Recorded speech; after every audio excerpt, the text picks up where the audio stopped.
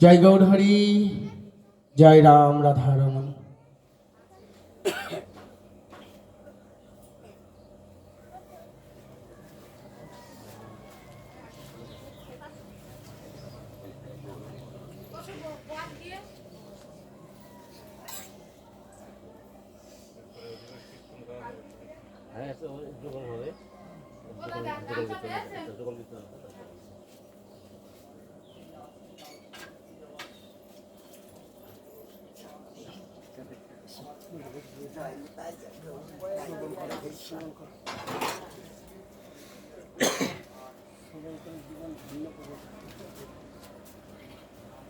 অসুবিধা নেই তো কোনো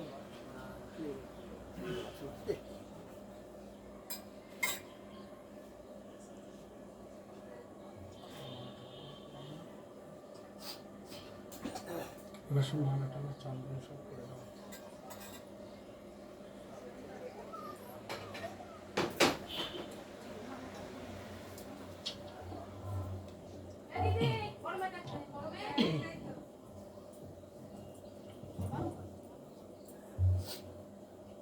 এই দিয়ে দাও সবার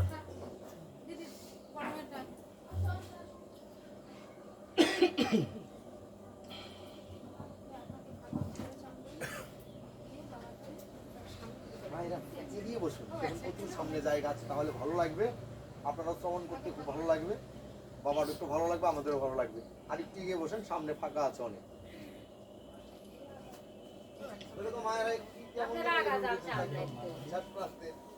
এগিয়ে আসো এগিয়ে আসো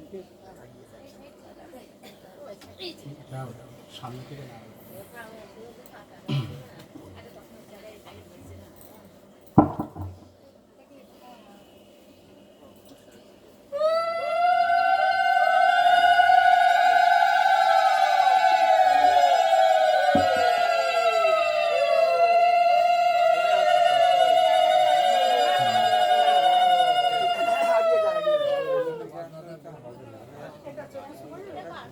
এখন আর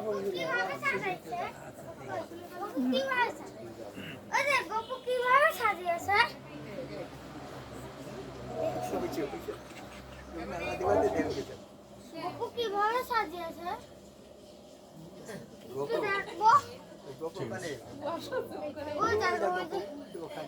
ওই জায়গাটা আমি একটু দেখি।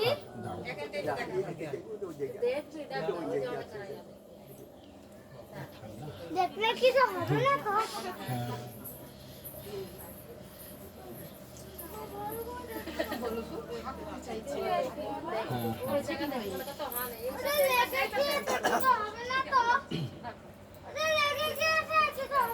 ওখানে বসো বাবা, ওখানে বসো যাও, তুমি ওখানে বসো যাও। একটা কথা আছে, লেগে গেছে কিছু হবে না তো?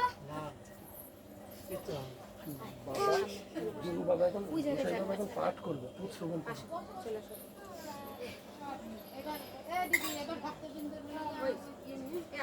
মৃদঙ্গ বাবাকে আগে দিয়ে তারপরে মৃদঙ্গ বাবা তো চলে গেছে বাবা।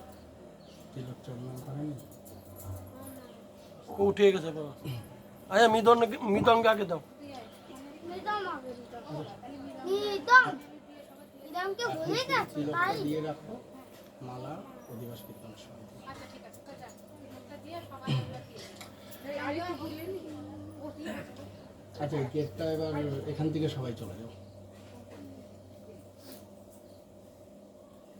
গোপুকে তো ভালো করে দেখতে পাবো না।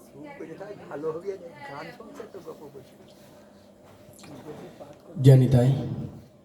জয় গৌরহরি, জয় রাম রাধা রমন।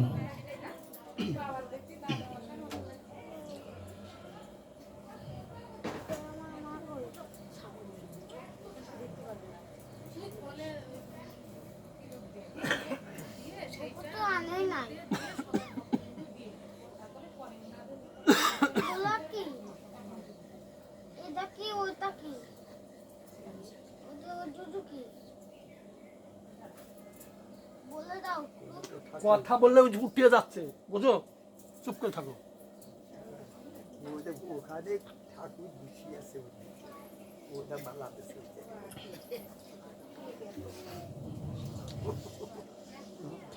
ঠিক করে দেবো। ওই কে রে? ॐ राधारसशरणं कृष्णश्यामपदितनं श्रीललिताविशाखयादिश्च सप्तशतनविन्दनम् विषमयतानहिताना सर्वशामतैषमा हरिन्नसामतिशारा भक्तिसामापि शरणा विरन्नाहि समातिना जगलकेशरदिशना विरम्बेशा समिताय जगतधीताय गोविन्दाय नमः। ॐ अज्ञानतिमिरन्धस्य ज्ञानञ्जनशलाकया चक्षुरुन्मीलिताञ्जना तस्मै श्रीगुरवे नमः।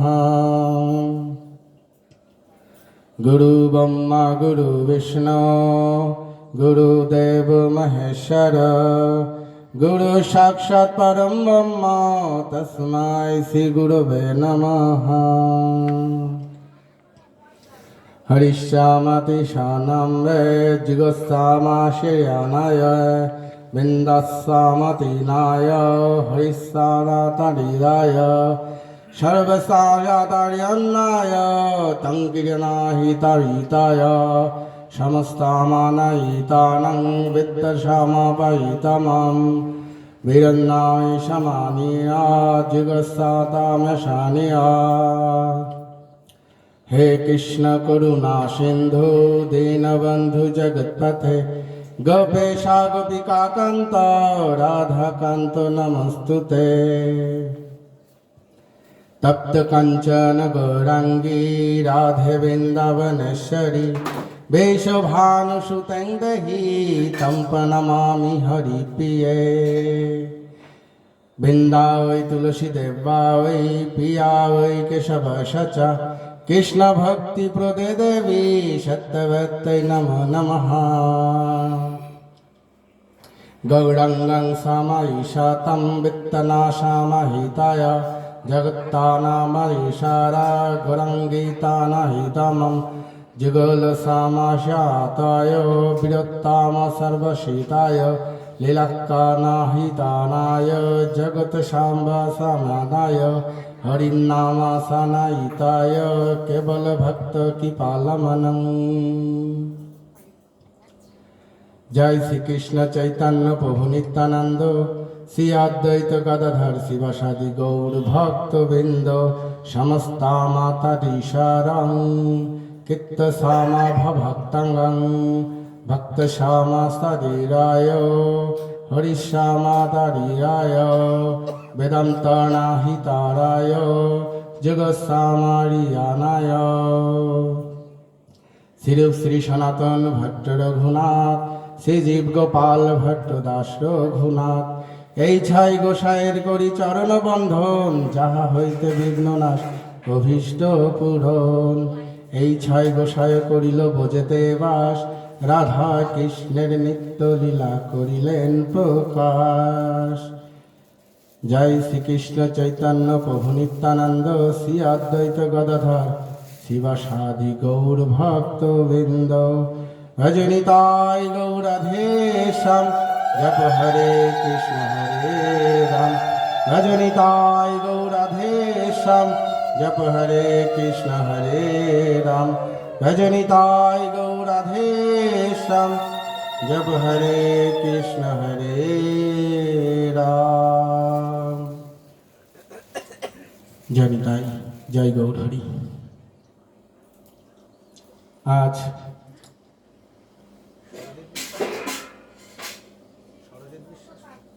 সরজিৎ বিশ্বাস আজ সরজিৎ বিশ্বাসের নিত্যলীলা প্রবিষ্টে ৪৫ দিন অন্তে আজ এই গৃহে অদ্বৈত আঙ্গিনায় মহাপ্রভুর ভোগ, আজ তার অধিবাস।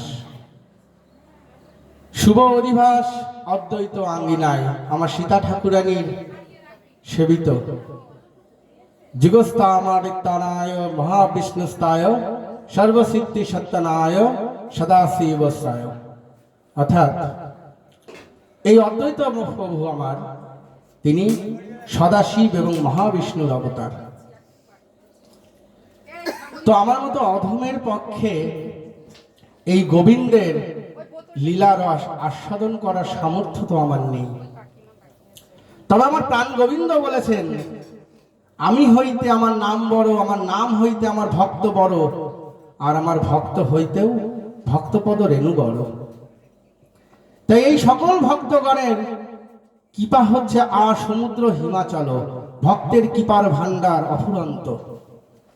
তা সকল ভক্তের শ্রীচরণে আমার নিবেদন, সকলে যদি কিঞ্চিত কিঞ্চিত করে কৃপা আমার উপরে বর্ষণ করেন, তবে অবশ্যই আমার মতো অধমের বদন থেকে ভাগবতীয় লীলা রস আস্বাদন হবে। নিতাই গৌর সীতানাথ প্রেমানন্দে হরিধ্বনি বলো, হরি বল, হরি বল। ভগবশা বেদান্তম বিত্তশাসামৈরাদম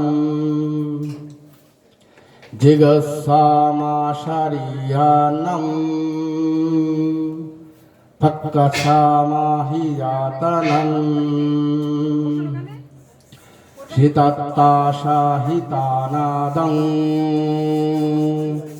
যদস্তামাহিরাতনং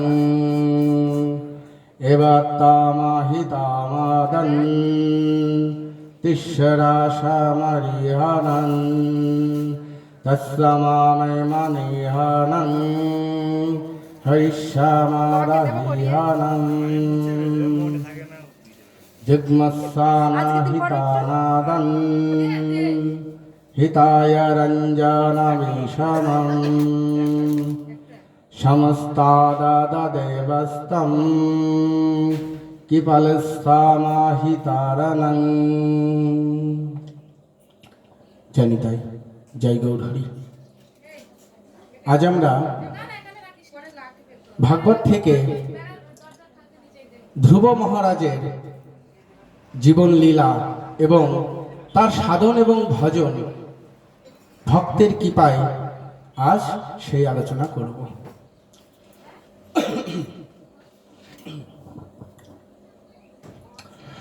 ধ্রুবস্তামাহিতামাসং বিত্তশামাবিজাননং হরিন্নাসামাদিশারং কীর্তনাসামারিদায় ধ্রুবস্তামাশারিদানং কীর্তসারামাদিরারং। জানিতাই জয় গৌর হরি। ধ্রুব মহারাজ ছিলেন এক এমন ভক্ত যা প্রাণ গোবিন্দ আমার তার নামে ধ্রুব লোক করেছিলেন। অর্থাৎ ভগবান যখন কোনো ভক্তকে কৃপা দান করেন, সহস্র সহস্র হস্তে দান করেন। তাই মহানজনরা বললেন যে ভগবানের কাছে কখনো কিছু চাইতে নেই, যদি চাই তবে কম পড়ে যায়। তো মনুর বংশধর এই ধ্রুব, এই ধ্রুব মহারাজ ছিলেন বড় রানী সুলকির পুত্র। এবং ছোট রানী, যখন বড় রানীর কোনো সন্তান হয় না, তখন রাজামশাই আরেকটি বিবাহ করেন। কিন্তু রাজামশাই জানতেও পারেননি তখন মাতৃগর্ভে ধ্রুব এসে গেছে। সুনীতির গর্ভে তখন ধ্রুব মহারাজ সেই রাজার ঐরসে চলে এসেছে। তো তখন ছোট রানী যখন সেই রাজার কাছে এলো, তখন বড় রানীর গুরুত্ব কমে গেল। এই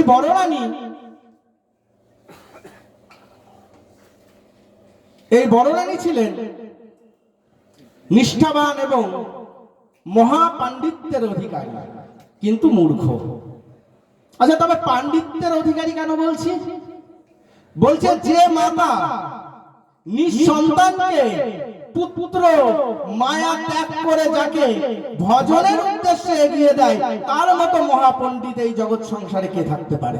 জয় গৌরীশ্বর প্রেমানন্দে হরিধ্বনি বল। অর্থাৎ ধ্রুব মহারাজ যখন এই মহারাজের কোলে যখন অধিষ্ঠিত হবেন, অর্থাৎ ছোট রানীর পুত্রকে কোলে নিয়ে রাজা বসেছিলেন,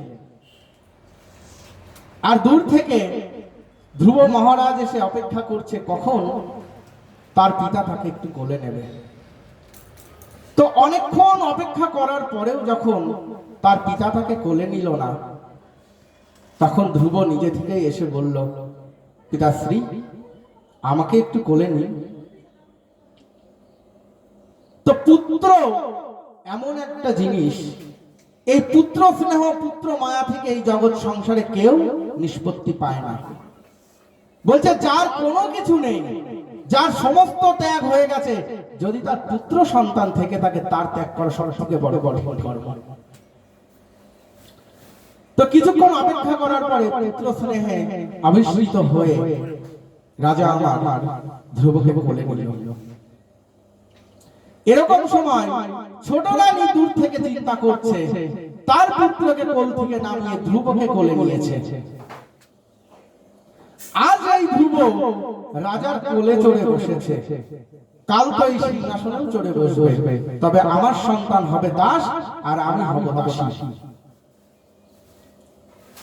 তখন ছোট রানী তখন চিন্তা করলেন যে ওকে ওই রাজার কোল থেকে নামাতে হবে।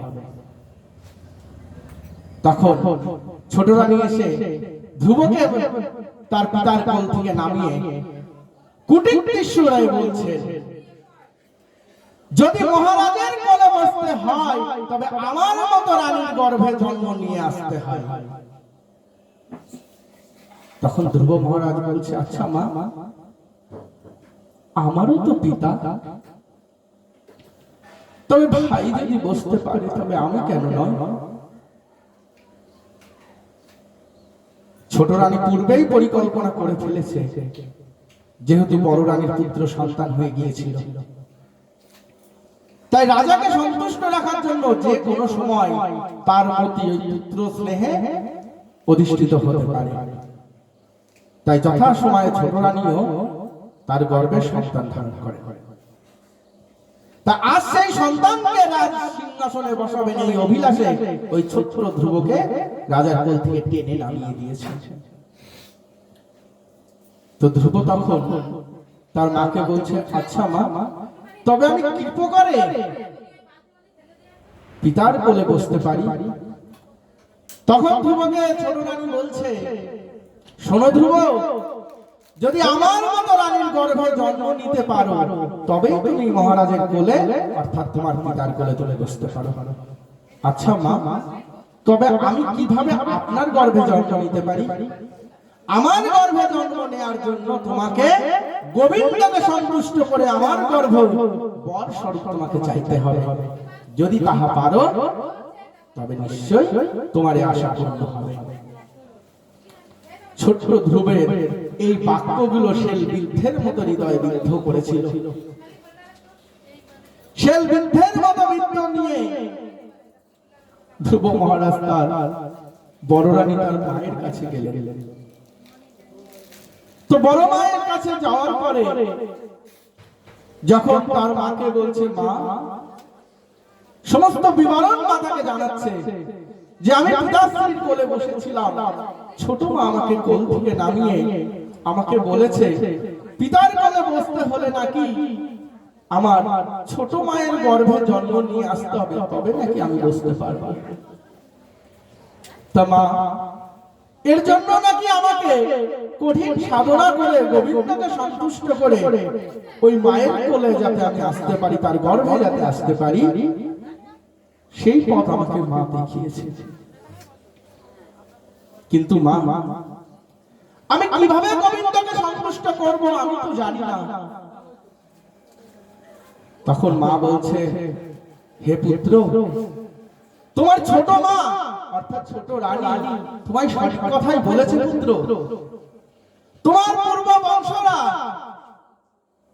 তারা সকলেই, অর্থাৎ তুমি মনুর বংশধর, অর্থাৎ স্বয়ং সৃষ্টিকর্তা ব্রহ্মার বংশধর তুমি।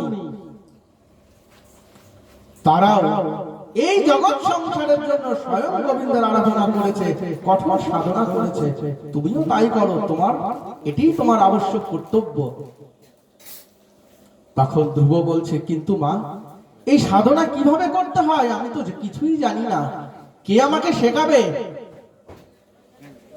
তো তখন বড় রানী ধ্রুবকে বলছে, হে পুত্র, তা তো আমিও জানি না, কিন্তু আমি শুনেছি ওই সাধনা করার জন্য গভীর জঙ্গলে যেতে হয়, সেখানে অনেক মুনি ঋষিগণ ওখানেই সাধনা করে। তো যদি তোমার কৃপা পূর্বক যদি তাদের দর্শন হয়ে যায়, তবে তাদের চরণে প্রণতি জানিয়ে তুমি তাদের কাছ থেকে পথ জেনো পুত্র। তাই তুমি গময়ে, অর্থাৎ বনে গমন করো।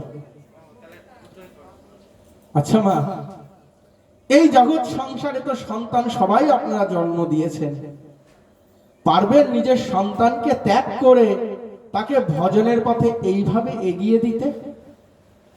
তাহলে মা, পূর্বেই বলেছিলাম মহাপণ্ডিত্য, অর্থাৎ মহাপণ্ডিত সুনীতি মাতাকে, তাই তো?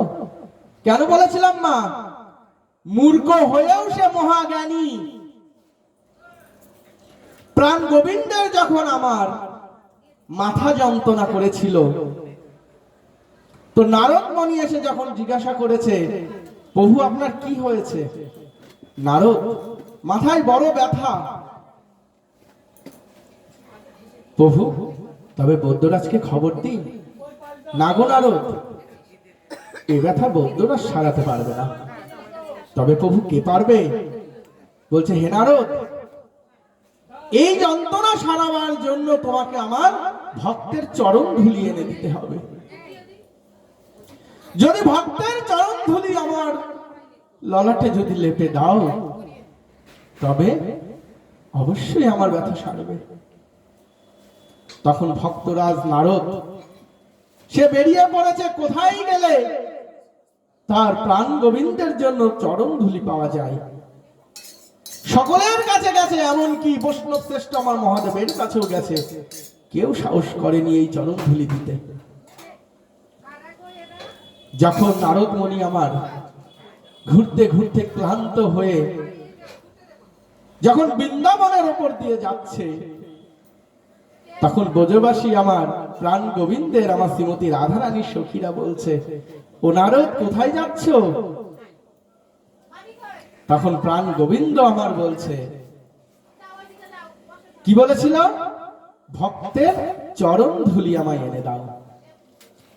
তো নারদ মুনি তখন চিন্তা করছে, সমস্ত জায়গায় যখন গেলাম, তবে বৃন্দাবনেও একবার যাই। তো সখীদের ডাকে তখন নারদ মুনি আমার গোপীদের কাছে গিয়ে বলছে, মন ভালো নেই। কেন গো নারদ, তোমার আবার কি হলো? আমার আরাধ্য আমার প্রাণ গোবিন্দের মাথায় বড় ব্যথা, তার ভক্তের চরণ ধুলি ব্যতীত এই ব্যথা সারবে না প্রভু বলেছেন। কিন্তু সেই চরণ ধুলি খুঁজতে খুঁজতে আমি আজ বড় ক্লান্ত, কেউ দিতে রাজি নয়। সে কি নারদ, কেউ দিতে রাজি হয়নি? তো তুমি ভাবছো কেন আমরা দেবো এই চরণ ধুলি? আরে তোমরা কি বলছো? তোমরা নরকে যাবে গো। তখন আমার বৃন্দাবনের গোপীরা কি বলছে জানো? আমার কানাইয়ের ব্যথা সারাতে যদি ওই নরকেও আমার যেতে হয়, সে তো আমার সর্বসুখ। যদি আমার চরণ ধুলি দিয়ে তার মাথা ব্যথা সারে আর আমাকে যদি নরক গমন করতে হয়, ওই নরকই তো আমার সর্বসুখ। কেননা কানাই বিনা তো আমরা কিছু জানি না। জয় গৌর হরি বল, হরি বল, হরি বল। তাই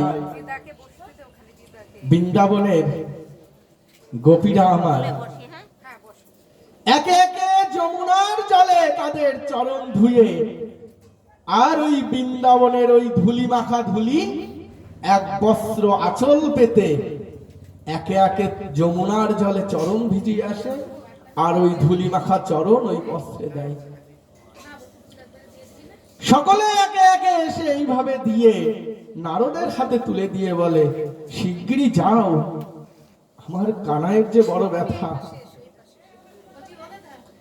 তো সেই ধুলি মাখা চরণ ধুলি, তারপরে তা বোঝের ধুলি নিয়ে আমার প্রাণ গোবিন্দের যখন কপালে লেপন করে দিল, তখন প্রাণ গোবিন্দ আমার শান্তির স্বরে বলছে, বড় শান্তি দিলে নারদ, বড় শান্তি দিলে। নারদ মনি তখন ভাবছে, সত্যি কি প্রভুর মাথা ব্যথা হয়েছিল? এই চরণ ধুলিতে এত তার মাথা ব্যথা তা সেরে গেল? আমাকে ভক্ত রাজ বলা হয়, আমি কিসের ভক্ত? যে বৃন্দাবনের গোপীরা যাদেরকে মূর্খ বলা হয়, যারা পড়াশোনা জানে না, গ্রন্থ জানে না, লিখতে জানে না, পড়তে জানে না, তারা প্রাণ গোবিন্দের জন্য তারা নরকে যেতে রাজি, আর আমি নাকি ভক্তরাজ, আমার প্রাণ গোবিন্দের জন্য নিজের চরণ ধুলি দেওয়ার সাহস আমি করিনি। কিসের ভক্তরাজ আমি প্রভু? এই ভক্তরাজ হওয়ার আমি যোগ্য নই। ভক্তরাজ মানে তো ভক্তদের রাজা। প্রভু ওই ভক্তের রাজা, ওই বৃন্দাবনের ব্রজবাসী, ওই মূর্খ গোপীরা। আমি ভক্ত রাজার নই প্রভু। নিজের চরণ ধুলি দেওয়ার সাহস আমি করিনি ওই নরকে যাওয়ার ভয়ে। তো বাবা, ধ্রুব মহারাজ তার সাধন ভজনের জন্য একমাত্র পুত্রকে তার মাতা বনে গমন করালেন।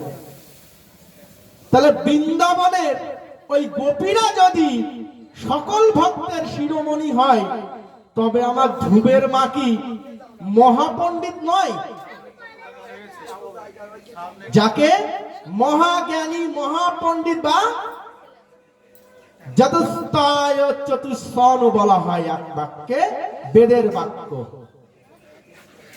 চতুষ্ষণ কথার অর্থ কি? ব্রহ্মার চারি পুত্রকে একত্রে বলা হয় চতুষ্ষণ, অর্থাৎ ব্রহ্মার চারজন মানস পুত্রকে বলা হয়। এ ব্যতীত আমরা চতুষ্ষণ কাকে বলতে পারি?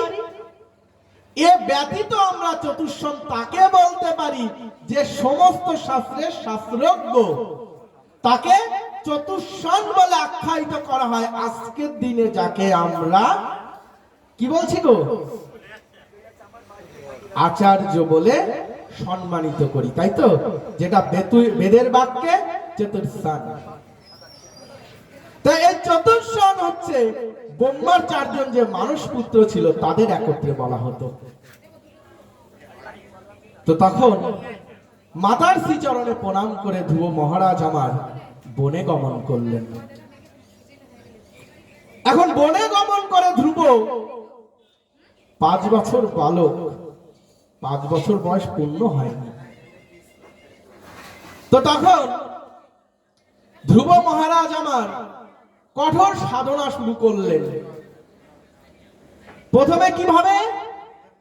অষ্টস্বর জগস্তাম বিত্তসাম সায় আসনস্তাদিকত্তান সর্বসাধ্যমাম, অর্থাৎ আসনে বসে প্রথম তার সাধন শুরু হলো। এই সাধন চলাকালীন তিনি কি হলেন? আশ্রকর কীর্তন সর্বসারল্যগোলান, অর্থাৎ এক চরণ অবলম্বিত করে আর এক চরণে দাঁড়িয়ে ধ্রুব মহারাজ আমার প্রাণ গোবিন্দকে 2 হস্ত উপর মুখ করে, যাকে অষ্টস্রার বলা হয়। তখন ধ্রুব মহারাজ আমার এক মনে এক প্রাণে প্রাণ গোবিন্দকে ডেকে চলেছেন। ওং নমো ভগবতে বাসুদেবায়, ওং নমো ভগবতে বাসুদেবায়, ওং নমো ভগবতে বাসুদেবায়। এই মন্ত্র উচ্চারণ মাত্রই আমার বৈকুণ্ঠের সিংহাসন টলতে শুরু করলো। ছোট্ট ধ্রুবের এত তীক্ষ্ণ ভক্তি পরায়ণ, তার ভক্তির এত প্রখর জোর, স্বয়ং নারায়ণের সিংহাসন টলতে শুরু করেছে। লক্ষ্মী দেবী ভাবছে মরতে কে এত জোরে এত কঠোর সাধনা করছে। তখন প্রভু বলছে, লক্ষ্মী, মরতে আমার এক ভক্ত কাতর হয়ে আমায় ডাকছে, কিন্তু আমি যে তার কাছে যেতে পারছি না। কেন প্রভু, কেন আপনি তার কাছে যেতে পারছেন না? লক্ষ্মী, ওর যে দীক্ষা হয়নি, ও যে গুরুচরণ আশ্রয় করেনি, আমি কিভাবে যাব ওর কাছে? কিন্তু ওকে ব্যতীত তো আমি না গিয়ে থাকতে পারছি না। এমন সময় লক্ষ্মী দেবী তখন বলছে, প্রভু, তবে নারদ মুনিকে পাঠিয়ে দিই। আপনার ভক্ত আপনাকে এইভাবে ডাকছে, আপনি তার ডাকে সাড়া না দিয়ে কিভাবে থাকবেন? তখন লক্ষ্মী দেবীর কথায় নারদ মুনি আমার সেই জঙ্গলে প্রবেশ করলেন দিব্য রথে করে। ধ্রুব ধ্রুব ধ্রুব বলে যখন নারদ মুনি আমার ডাকছে, ধ্রুবর চোখ খুলছে না।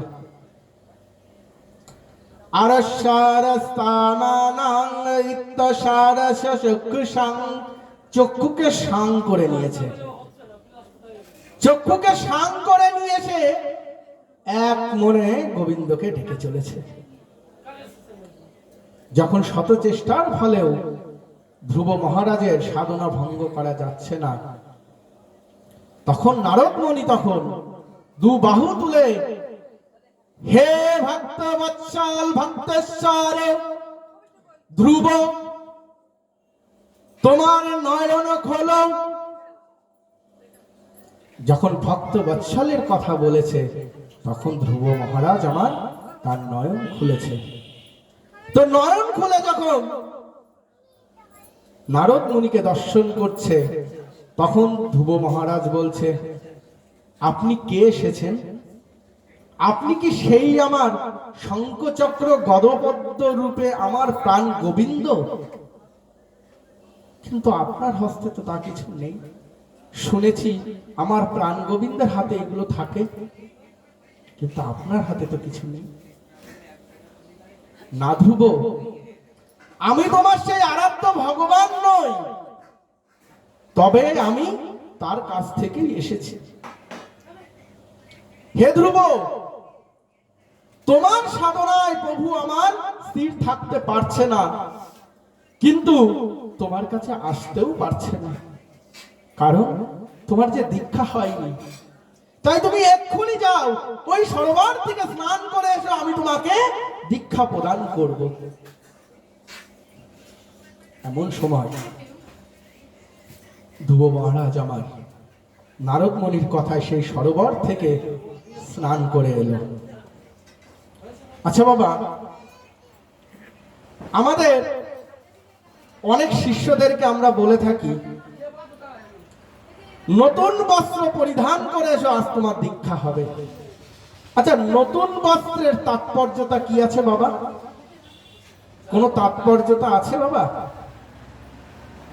গুরুচরণে আশ্রয় করার জন্য কি নতুন বস্ত্রের আবশ্যক লাগবে বাবা? বস্ত্রটা গোবিন্দ আমার পুনরায় দিয়ে দিয়েছেন, এই রথের বস্ত্র। কিন্তু নতুন বস্ত্রের কথা আমরা বলি, তাই না? তা ধ্রুব জঙ্গলে নতুন বস্ত্র কোথায় পেয়েছিল বাবা? তো ধ্রুব মহারাজ সেই সরোবর থেকে স্নান করে তখন ভক্তরাজ নারদ মুনি আমার তাকে দীক্ষা দিলেন।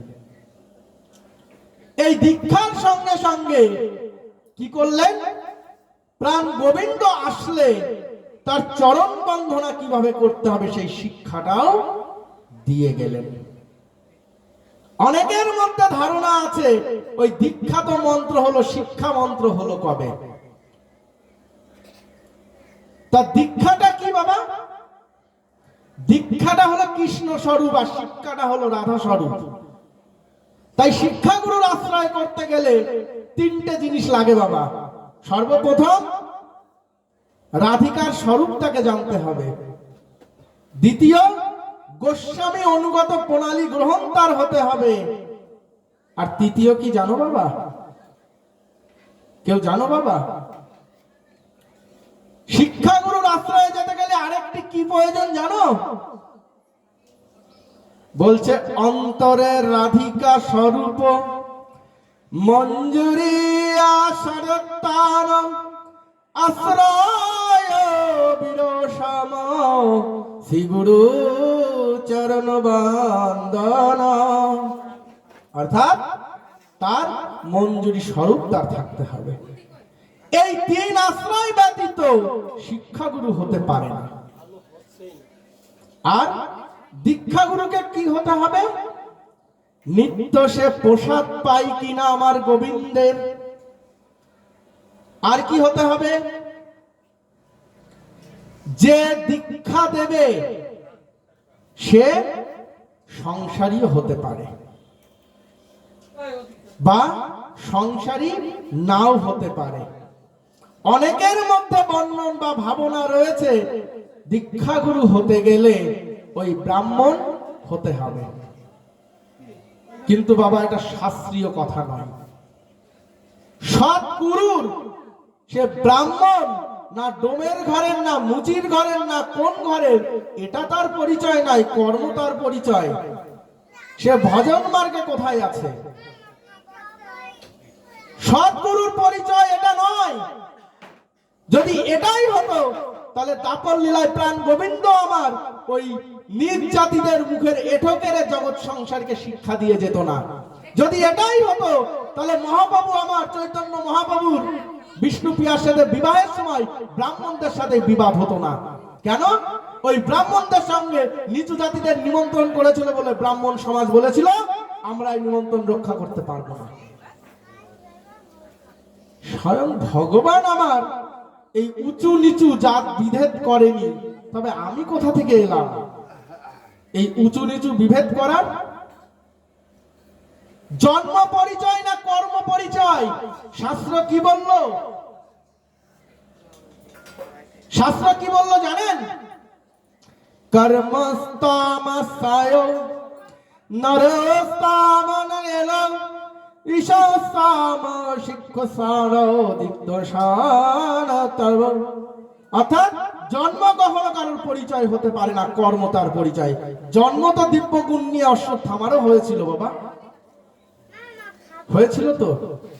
জন্ম তো দিব্য গুণ নিয়ে স্বয়ং প্রাণ গোবিন্দ অর্থাৎ আমার শ্রীকৃষ্ণের পুত্র সাম্বর হয়েছিল, কিন্তু কর্ম তাকে কোথায় নিয়ে গেল বাবা?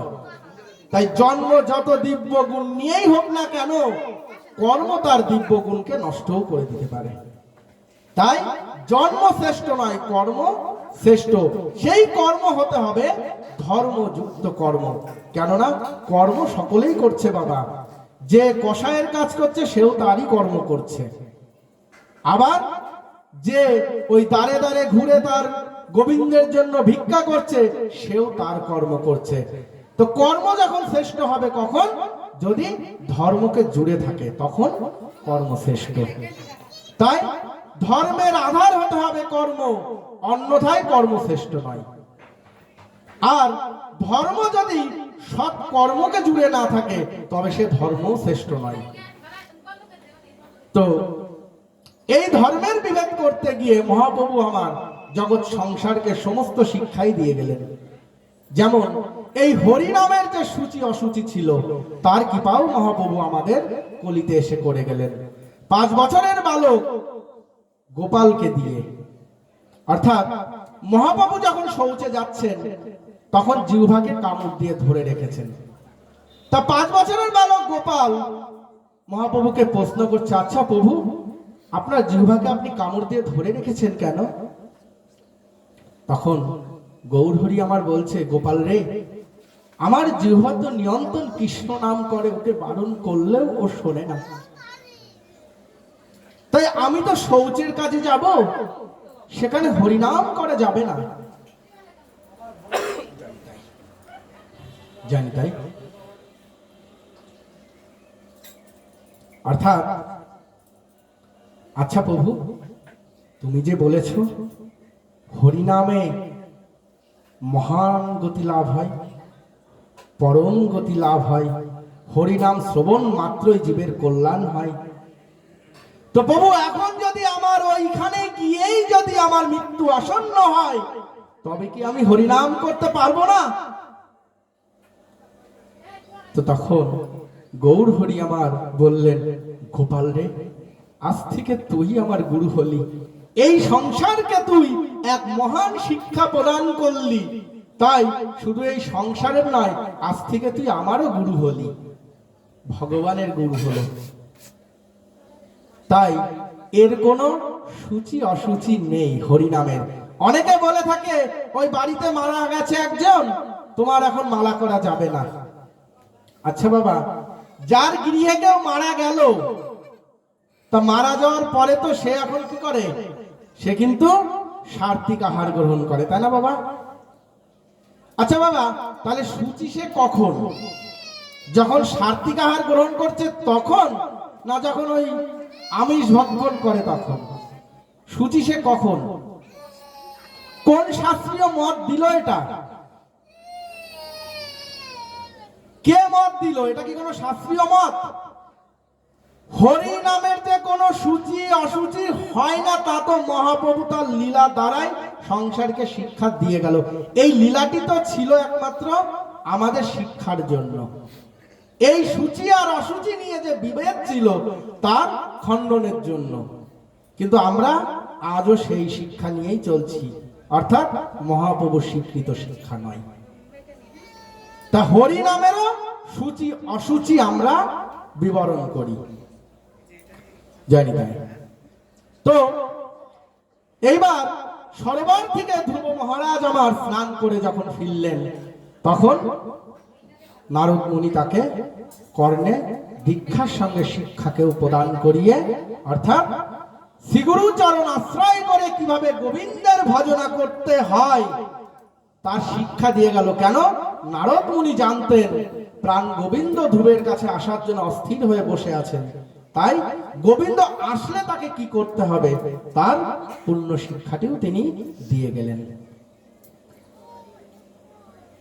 যশোশ্যাম শঙ্খস্তান সমোদিতাঃ গোবিন্দম বিশ্বরায় গদম পদ্মম বিভ্রশাম শুচিতম অবরশারণম বিরোতস্মে সায়নম শম্ভস্থান গীতারায় শ্রীধ্রুব মহারাজ চরণ বন্দন সম্ভাষা ইতত্তায় শ্রী গোবিন্দ নমস্তায় নমস্তাভ্যাম ঈশ্বরায় জগদধীতায় গোবিন্দম। তখন প্রাণ গোবিন্দ আমার সেই গভীর অরণ্যে ধ্রুব মহারাজের সামনে তিনি প্রকট হলেন। তো ধ্রুবের সাধনা ছিল কি জন্য বাবা?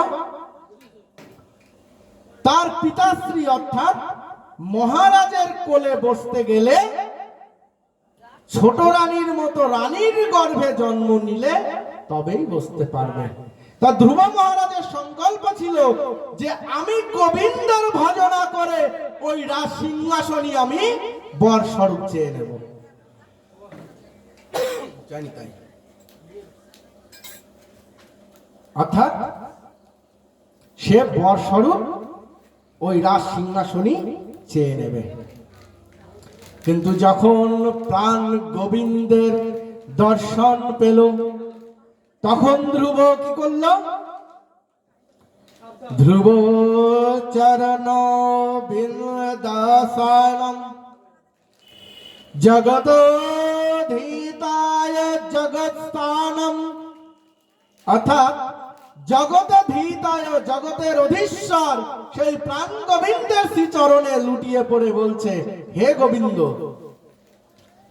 যে বাসনা নিয়ে আমি তোমার আরাধনা করেছিলাম, আর সে বাসনা আমার হৃদয়ে আর নেই। আর ধ্রুব মহারাজ প্রাণ গোবিন্দের দর্শনে কি চাই বরস্বরূপ, তার দর্শন করার জন্য, তার শুনবার জন্য আকাশের সমস্ত দেবতাগণ প্রকট হয়েছেন। ছোট্ট ধ্রুব, 5 বছরের বালক ধ্রুব প্রাণ গোবিন্দের কাছ থেকে বর কি চাইবে? যশোসামশস্তনায়ং জগতো সামশস্তানং আসান বিরোবানং জগত ধাত্রীণং বেদং। হে সাসম বিসন্নায় জগদীশ্বর হিতান্নায় হিরোসাম কিরণ সামং বিপ্রসাম ভূষেন্দম। অর্থাৎ এই জগতের লীলা সমূহে ভক্তের প্রয়োজনে আমার প্রাণ গোবিন্দ ভক্তের সামনে বিভিন্ন রূপে তিনি দর্শন দিয়েছেন। জানি তাই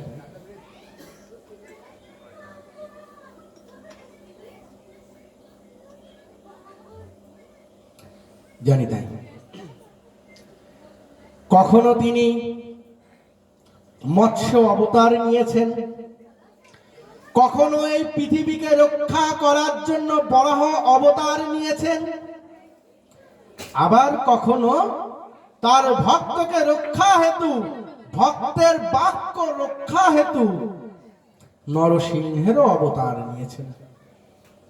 কিন্তু আজকে ধ্রুব মহারাজের সামনে শীতল রূপ আমার সঙ্গচক্র গদা পদ্ম রূপে আমার প্রাণ গোবিন্দ প্রকট হয়েছেন, যাকে চন্দ্র, লক্ষ কোটি চন্দ্র সম শীতল রূপ। কেন? ছোট্ট বালক ধ্রুব তার এই দেহের, এই রূপের, এই দর্শনের তেজ সামলাতে পারবে না।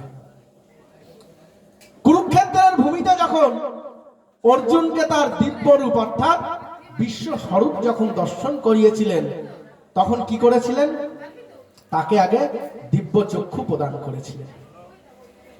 তা আমার প্রাণ গোবিন্দের এই রূপের যে তেজ, এই তেজকে সহ্য করার মতো ক্ষমতা তার কৃপা ব্যতীত কারোর পক্ষে সম্ভব নয়।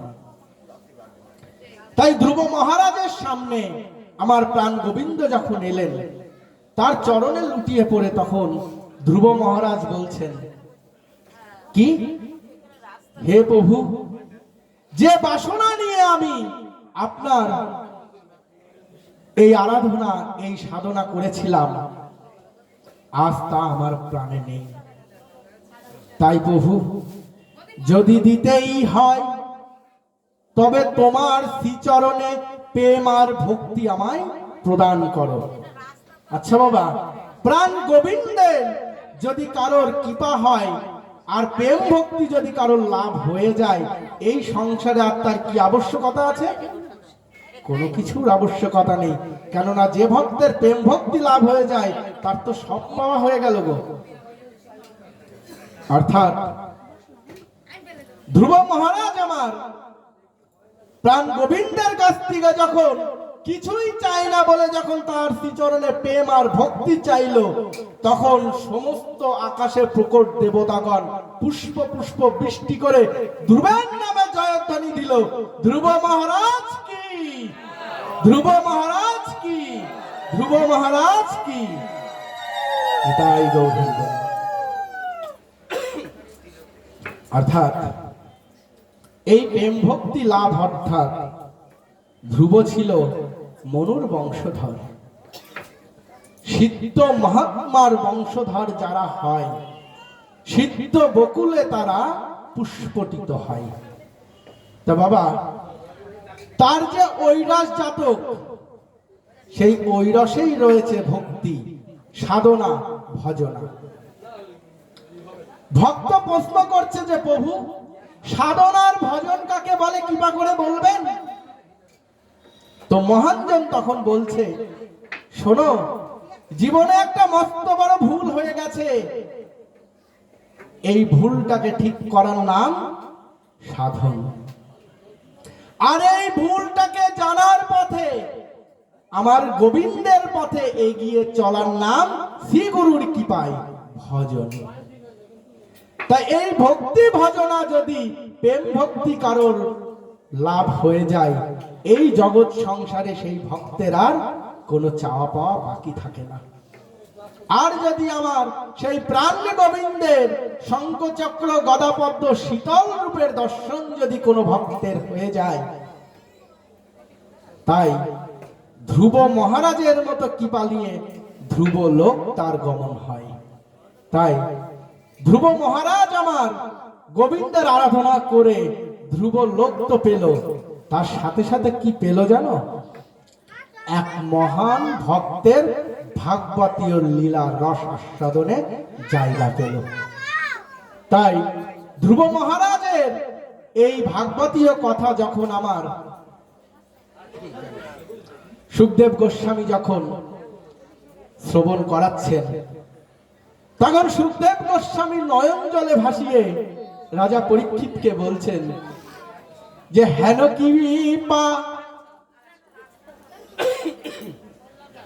জানি তাই, হেন কৃপা পেতে গেলে বলছে যদি কোনো ভক্ত বা অভক্ত যদি অভক্তিতেও যদি গোবিন্দের নিত্য নাম করে, তবে তারও কৃপা লাভ হয়। আর একজন মহাপাপীও মৃত্যু আসন্ন সময়ের আগে, অর্থাৎ মৃত্যু আসন্ন সময়ে যদি সে যদি অন্তিম সময়েও যদি গোবিন্দকে স্মরণ করতে পারে, সেই মহাপাপীও গোবিন্দের কৃপায় সে পরম গতি লাভ করে। তো প্রশ্ন হচ্ছে, যে ব্যক্তি সমগ্র জীবন আমার গোবিন্দের নাম একবারের জন্য করেনি, মৃত্যুর সময় কি তার এ কথা মনে পড়বে? তবে তার কি পড়বে? সমগ্র জীবন যে কর্মের অভ্যাসে যে অভ্যাসিত হয়েছে, ওই মৃত্যুর সময় তার সেটি মনে পড়বে। জানি তাই। দৃষ্টান্ত হচ্ছে, একজন পিতা তার মৃত্যু সময় উপস্থিত হয়েছে। তো মৃত্যু সময় যখন উপস্থিত হয়েছে, তখন তিনি কি করছেন? তার সন্তানকে ডেকে বলছে, পুত্র, আমি ওই অমুকের কাছে কিছু টাকা পাবো, আমায় তো হসপিটালে নিয়ে যাচ্ছিস বাবা, ফিরবো কিনা জানি না, তাই যদি আমি ফিরতে না পারি বাবা তুই টাকাটা উদ্ধার করিস। অর্থাৎ অর্থের প্রতি মোহ। সে হসপিটালে যাচ্ছে, কিন্তু কার কাছে টাকা পাবে সেই মোহটি সে ছাড়তে পারেনি। তাই হসপিটালে যেতে যেতেই তার পুত্রকে সে জানিয়ে যাচ্ছে, আমি এর কাছে টাকা পাবো বাবা, টাকাগুলো উদ্ধার করিস যদি আমি ফিরে আসতে না পারি। আচ্ছা বাবা, সমগ্র জীবন যে টাকার পেছনেই শুধু ছুটেছে, একবারের জন্য দিন অন্তে একবার গোবিন্দের নাম জপ করেনি, তার কি কখনো এ ব্যতীত অন্য কথা মনে পড়বে? পড়বে না। আর যে ব্যক্তি ছোট্ট থেকে তার সন্তান ছোট্ট থেকে একদম প্রথম দিন থেকে যে মাতা ওই সন্তানকে কোলে স্তন্য দুগ্ধ পান করাতে করাতে ওই গোবিন্দের অর্থাৎ প্রহ্লাদ মহারাজের মাতা কয়েদুর মতো যদি গোবিন্দের নাম শ্রবণ করাতে করাতে যদি মাতৃদুগ্ধ পান করাতো, আর ছোট্টবেলায় থেকে যদি ওই জপের মালাটা হাতে দিয়ে বলতো, বাবা এটাই তোমার খেলার বস্তু, অর্থাৎ এটা নিয়েই তুমি এখন থেকে খেলবে, তবে ওই বাচ্চাটা ওই গুটি নিয়ে খেলতে খেলতে একদিন ও কৃষ্ণ নাম করত। তা এই কৃষ্ণ নাম করতে করতে তার অভ্যাসে পরিণত হতো। তাই মৃত্যু আসন্ন সময়ে তার কারো কথা মনে পড়তো না, গোবিন্দের কথা মনে পড়তো।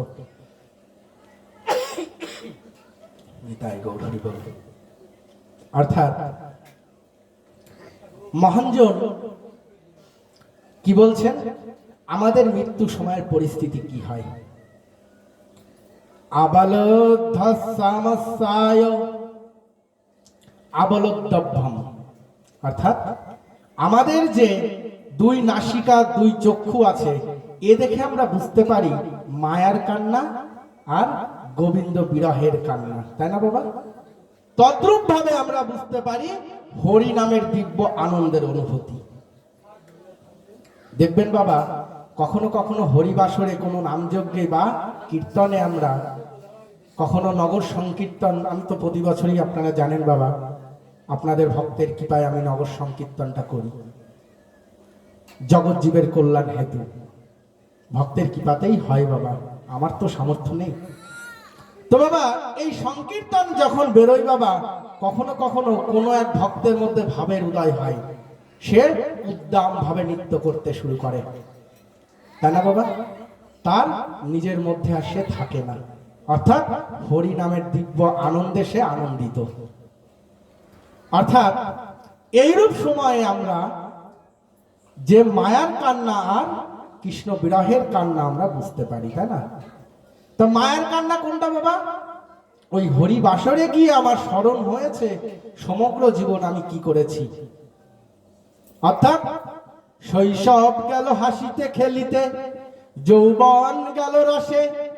শৈশব কাল আমার গেছে হাসিতে আর খেলিতে, আর যৌবন গেছে আমার রসে, আর বৃদ্ধকাল যখন আমার হয়েছে তখন ওই মৃত্যু ভয়ে তখন ওই হরিনাম করতে আমরা আসি। আচ্ছা বাবা, বৃদ্ধকালে কি হরিনাম হয়? গুরুদেব যদি কৃপা করে আমায় যদি কিছু দেয়, তা তো ধারণেরও ক্ষমতা আমার তখন থাকে না, জানি তাই। অর্থাৎ কানে কম শুনি, চোখে কম দেখি, শ্রবণ শুনতে পাই না, অর্থাৎ শ্রবণের ক্ষমতা কমে গেছে। আর এখনই একটা কথা বলেছে, ওই রাস্তায় ওঠার আগেই ভুলে গেছি, অর্থাৎ স্মরণও কমে গেছে। এখনই কি বলল, ওই রাস্তায় পৌঁছতেও পারলাম না, তা কমে গেল। তা বৃদ্ধকালে আমরা যে হরিনাম করি বা গুরু কৃপা লাভের আশা করি, তা কি সম্ভব? এই জন্য শৈশবের ভক্তিকে ঘিয়ের প্রদীপের সাথে তুলনা করেছে। অর্থাৎ শৈশবে ভজে কৃষ্ণ পাবার আশায়, যৌবনে ভজে কৃষ্ণ আসে কি না আসে, আর বৃদ্ধকালে ভজে কৃষ্ণ জমের তরাসে। তা বাবা, শৈশবকাল ভজনের উপযুক্ত সময়। ধ্রুব মহারাজ, প্রহ্লাদ মহারাজ, তারা তো শৈশবেই ভক্তি করেছিল, তাই তো তাদের গোবিন্দ লাভ হয়েছিল। আর যৌবনে কি হয়? কৃষ্ণ আসে কি না আসে, অর্থাৎ আসতেও পারে নাও পারে, যদি আসে তবে পূর্বজন্মের স্বীকৃতি দ্বারা। আর বৃদ্ধকালে ভজে কৃষ্ণ জমের তরাসে, অর্থাৎ জলের প্রদীপ। ও প্রদীপ সারা জীবন আগুন ধরিয়ে যাব, ও প্রদীপ আর জ্বলবে না। অর্থাৎ বৃদ্ধকালের প্রদীপ হলো জলের প্রদীপ। তা বাবা, জলের প্রদীপ কি কোনোদিন জ্বলে? আগুন যতই আমি দিই, ও প্রদীপ তো আর জ্বলবে না বাবা। তাই আপন সন্তানদেরকে সেই সুশিক্ষা দিতে হবে, যাতে গুরুচরণ আশ্রয় করে ওই শৈশবকাল ওই হাসিতে খেলিতে না কাটিয়ে ওই খেলাটা যেন গোবিন্দের সঙ্গে খেলে। ওই শৈশবকালটা যেন ওই এতে অ্যাপেল না পড়ে, এতে অর্জুন যাতে পড়ে, তাই তো? কিন্তু আমাদের তো এখন ইংলিশ মিডিয়ামের শিক্ষা, ওই এতে অ্যাপেল। তা এতে অ্যাপেলের শিক্ষাটা কেমন বাবা? ওই এতে অ্যাপেলের শিক্ষাটা হলো সন্তান বড় হয়ে চাকরি পাওয়ার পরে বাবা মাকে আর চেনে না। আর ওই এতে অ্যাপেলের শিক্ষাটা কেমন বাবা? ওই বৃদ্ধ বাবা মাকে বৃদ্ধাশ্রম। আর তা নয় তো আরেকটা জায়গা আছে বাবা, কোথায় জানেন? ওই আপনার যদি বাড়িতে দোতলা বা তিনতলা বাড়ি হয়, তাহলে ওই সিঁড়ির তলায়, ওটা তো উচ্ছিষ্ট জায়গা, মানে বাড়তি জায়গা, ওইখানে ডাস্টবিন পত্র রাখে, বাবা মাও তো ডাস্টবিন, তাই না? তাই দুটো জায়গা হয়, এক বৃদ্ধাশ্রম আর নাহলে ওই সিঁড়ির তলা। এইরকম পিতা মাতাদের যাদের পরিস্থিতি বাবা, দুঃখ পাবেন না বাবা, অপরাধ ক্ষমা করবেন। কাউকে দুঃখ দেওয়াটা উদ্দেশ্য নয়, সকলকে সনাতন ধর্মের প্রতি, আমাদের ধর্মের প্রতি জাগরণের উদ্দেশ্য। অর্থাৎ আপন সন্তানকে এতে অ্যাপেল না শিখিয়ে আগে এতে অর্জুন শেখান। অর্থাৎ সন্তান যদি ছোট থেকে ধর্মের শিক্ষা গ্রহণ করতে পারে তবে পিতামাতার জায়গা কখনোই বৃদ্ধাশ্রম হবে না। কারণ তবে সেই সন্তান পিতামাতাকে আদিগুরু বলে মেনে নেবে এবং সৎগুরুর সৎ শিক্ষায় সে শিক্ষিত হয়ে পিতামাতাকে সে ভক্তি করবে। জানি তাই তাই সন্তানকে সৎ শিক্ষা দিতে হবে। আর কি করতে হবে? সন্তানদেরকে বিবাহের পূর্বে যারা একান্তই গুরুচরণ আশ্রয় করেনি অবশ্যই গুরুচরণ আশ্রয় করাতে হবে। কেন? সেই লীলাটাই এখন প্রহ্লাদ মহারাজের বলবো। অর্থাৎ প্রহ্লাদ মহারাজের জীবন, অর্থাৎ তার যে জন্ম হয়েছিল কিভাবে। জয় জয় প্রহ্লাদ মহারাজ কি, জয় জয় ভক্তরাজ প্রহ্লাদ মহারাজ কি, জয় জয় প্রহ্লাদ মহারাজ কি। তো মাতা কয়েদু এবং হিরণ্যকশিপুর পুত্র হলো প্রহ্লাদ মহারাজ। যুধিষ্ঠির মহারাজ প্রাণ গোবিন্দকে প্রশ্ন করছেন যে প্রভু বলছেন ভক্তের ঐরসে ভক্তের জন্ম হয় আর রাক্ষসের ঐরসে রাক্ষস। তবে প্রভু কৃপা করে বলবেন হিরণ্যকশিপুর মতো রাক্ষসের ঐরসে প্রহ্লাদ মহারাজের মতো ভক্ত কি করে জন্ম নিল? তার বর্ণন শোনাতে গিয়ে প্রাণ গোবিন্দ আমার বলছেন, একদিন ভক্তরাজ নারদ মুনি যখন হিরণ্যকশিপুর রাজত্বে একদিন অতিথি হবেন বলে এই অভিলাষে যখন তার রাজত্বে এসেছে, অর্থাৎ তার গৃহে এসেছেন, তখন ব্রহ্মলোকের সময় অনুসারে তার 10 মাস অতিবাহিত। তা নারদ মুনির মুখে আমরা কি শুনতে পাই বাবা? সর্বদাই নারায়ণ নারায়ণ নারায়ণ। তা নারদ মুনি তখন এই নারায়ণ নারায়ণ নারায়ণ নারায়ণ শুনতে শুনতে মাতা কয়েদুর গর্ভে তখন হিরণ্যকশিপু ঐরস দান করেছেন। আর উভয়ে মাতা কয়েদু এবং হিরণ্যকশিপু এইটাই শ্রবণ করতে করতে নারায়ণ নারায়ণ শ্রবণ করতে করতে তখন প্রহ্লাদ মহারাজ ঐরস মাতৃগর্ভে প্রবেশ করে গেছে। এই জন্য আগেকার যারা বয়স জ্যেষ্ঠ মাতা পিতা যারা আছেন তারা দেখবেন গর্ভজাতী মাদেরকে যারা ভক্তি মার্গে আছেন তারা দেখবেন প্রদান করেন জ্ঞান যে মা এখন তোমার গর্ভে সন্তান আছে, একটু গীতা পাঠ করো, একটু হরিনাম করো, হরিনাম শ্রবণ করো। অর্থাৎ তোমার ভাবটা যেমন হবে তোমার লাভটা ঠিক তেমন হবে। তো তখন মাতা কহেদু এবং হিরণ্যকশিপু এই নারায়ণ নারায়ণ শ্রবণ করতে করতে তখন প্রহ্লাদ মহারাজের মাতৃগর্ভে সৃষ্টি হয়ে গেছে। এখন মাতা কয়েদুর গর্ভ থেকে যখন প্রহ্লাদ মহারাজ জন্ম নিয়েছেন তার কান্না কিছুতেই থামে না। শত চেষ্টার ফলেও যখন প্রহ্লাদ মহারাজের কান্না থামানো যাচ্ছে না তখন মাতা কয়েদু ভেবেছে হয়তো তার সন্তানের খিদে পেয়েছে। তখন তিনি মাতৃ দুগ্ধ পান করাবার চেষ্টা করলেন, কিন্তু প্রহ্লাদ মহারাজ তা মুখেও নিলেন না।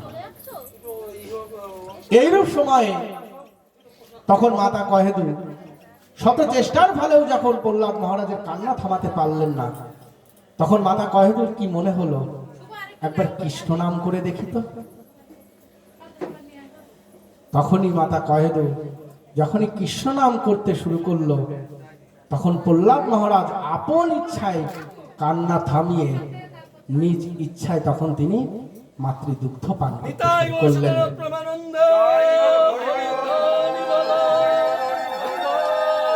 অর্থাৎ যে সন্তানের মাতৃগর্ভেই নারায়ণ নারায়ণ অর্থাৎ গোবিন্দের লীলা কথা লীলা নাম শ্রবণ করতে করতে যে সন্তান মাতৃগর্ভে জন্ম নেয় সে সন্তান গোবিন্দের কথা, গোবিন্দের কীর্তন, তার নাম ছাড়া ছাড়া কিচ্ছু বুঝতে পারে না। অর্থাৎ প্রহ্লাদ মহারাজ সেই ভক্ত যে মাতৃ গর্ভেই তার ভক্ত হয়ে সৃষ্টি হয়ে গিয়েছিল এই নারায়ণ নারায়ণ শ্রবণে। তাই ভক্তরাজ এই প্রহ্লাদ মহারাজ তিনি জানি তাই হরে কৃষ্ণ বাবা, জানি তাই এই প্রহ্লাদ মহারাজ তিনি সর্বদাই তিনি নারায়ণ নারায়ণ ব্যতীত আর কিছু জানতেন না। তো এই নারায়ণ নারায়ণ নাম, তার এই হরির নাম করতে করতে সে সমস্ত জায়গায় বিচরণ করে বেড়াতেন। তো এই প্রহ্লাদ মহারাজ বিচরণ করতে করতে যখন অনেক ভক্ত সমাগম হলো, তখন হিরণ্যকশিপু চিন্তা করলেন কি, যাকে সে এক ফোঁটাও দু চোখে দেখতে পারে না, যার নাম শ্রবণ মাত্র হিরণ্যকশিপু অস্ত্র ধারণ করে নেয়, তারই পুত্র সে নারায়ণের ভক্ত, স্বয়ং গোবিন্দের ভক্ত, এ কি করে সম্ভব? আপন পিতা হয়ে তার পুত্রের শত যাতনা করতে শুরু করলেন। কখনো পাহাড় থেকে ফেলে দেয়া, কখনো একজন গজহস্তির চরণতলে ফেলে দেয়া, আর অন্তিমে তাকে অগ্নিদগ্ধ করা। সমস্ত চেষ্টা ব্যর্থের পরেও যখন কোনোভাবেই তাকে থামানো গেল না, অন্তিমে প্রহ্লাদ মহারাজকে হিরণ্যকশিপু যখন প্রশ্ন করছে, তুমি যে নাম করো সে কোথায় আছে? প্রহ্লাদ মহারাজ উত্তর দিচ্ছে, আমার প্রভু তো সর্বত্রই বিরাজমান। আচ্ছা, তোমার প্রভু সর্বত্রই বিরাজ করছে? হ্যাঁ পিতাশ্রী, সর্বত্র বিরাজ করছেন। সমস্ত দিক দেখাতে দেখাতে যখন অন্তিম এসে প্রশ্ন করছে, এই খাম্বার মধ্যেও কি তোমার প্রভু আছে?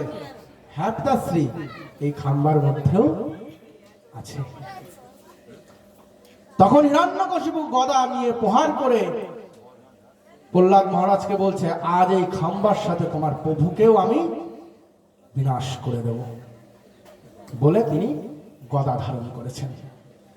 তো গদা দিয়ে যখন সেই খাম্বার উপরে যখন প্রহার করেছেন, তখন চতুর্ভুজ রূপ, কিন্তু কোন দেবতা মানুষের রূপ নয়। কি রূপ? নরসিংহের রূপ, অর্থাৎ কিছুটা নর কিছুটা সিংহ। আচ্ছা, এই নরসিংহ রূপ তিনি কেন ধারণ করলেন? এর কারণ হিরণ্যকশিপুর ব্রহ্মার বর ছিল কি, তাকে না কোনো মানুষে মারতে পারবে, না কোনো পশু মারতে পারবে, না কোনো অস্ত্রে তার মৃত্যু হবে, না কোনো শস্ত্রে তার মৃত্যু হবে, না দিনে মৃত্যু হবে, না রাতে মৃত্যু হবে। তাই হিরণ্যকশিপু যখন খাম্বার উপর প্রহার করলেন, তখন প্রাণ গোবিন্দ আমার নরসিংহের রূপ ধারণ করলেন। আর কি করলেন? না ঘরে মৃত্যু হবে, না বাহিরে মৃত্যু হবে। তাই হিরণ্যকশিপুকে নরসিংহ রূপ ধারণ করে দ্বারের উপরে, অর্থাৎ না বাহির না ভেতর, চৌকাট স্থান, সেই চৌকাটকে বলা হয় না বাহির না ঘর, অর্থাৎ দ্বার। সেই দ্বারের সময়ে তার কোলের উপরে, অর্থাৎ থায়ের উপরে, জঙ্ঘার উপরে তুলে নিয়ে তারপরে কি বলেছিল, না অস্ত্রে মৃত্যু হবে, না শস্ত্রে মৃত্যু হবে। তাই হিরণ্যকশিপুকে নরসিংহ রূপ ধারণ করে তার প্রভু আমার নখ দিয়ে তার বক্ষ চিরল।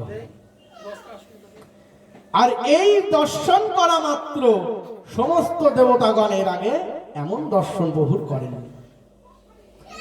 আর স্বয়ং তার ভক্তের এই রূপ দেখে তখন নরসিংহের রূপ প্রকোপ নিয়েছে, অর্থাৎ মহাপ্রলয়ের ইঙ্গিত দিচ্ছে। তখন প্রভু আমার এত রাগান্বিত, এত তার তেজ, সেই তেজকে সামলানোর ক্ষমতা এই সংসারে কারণে।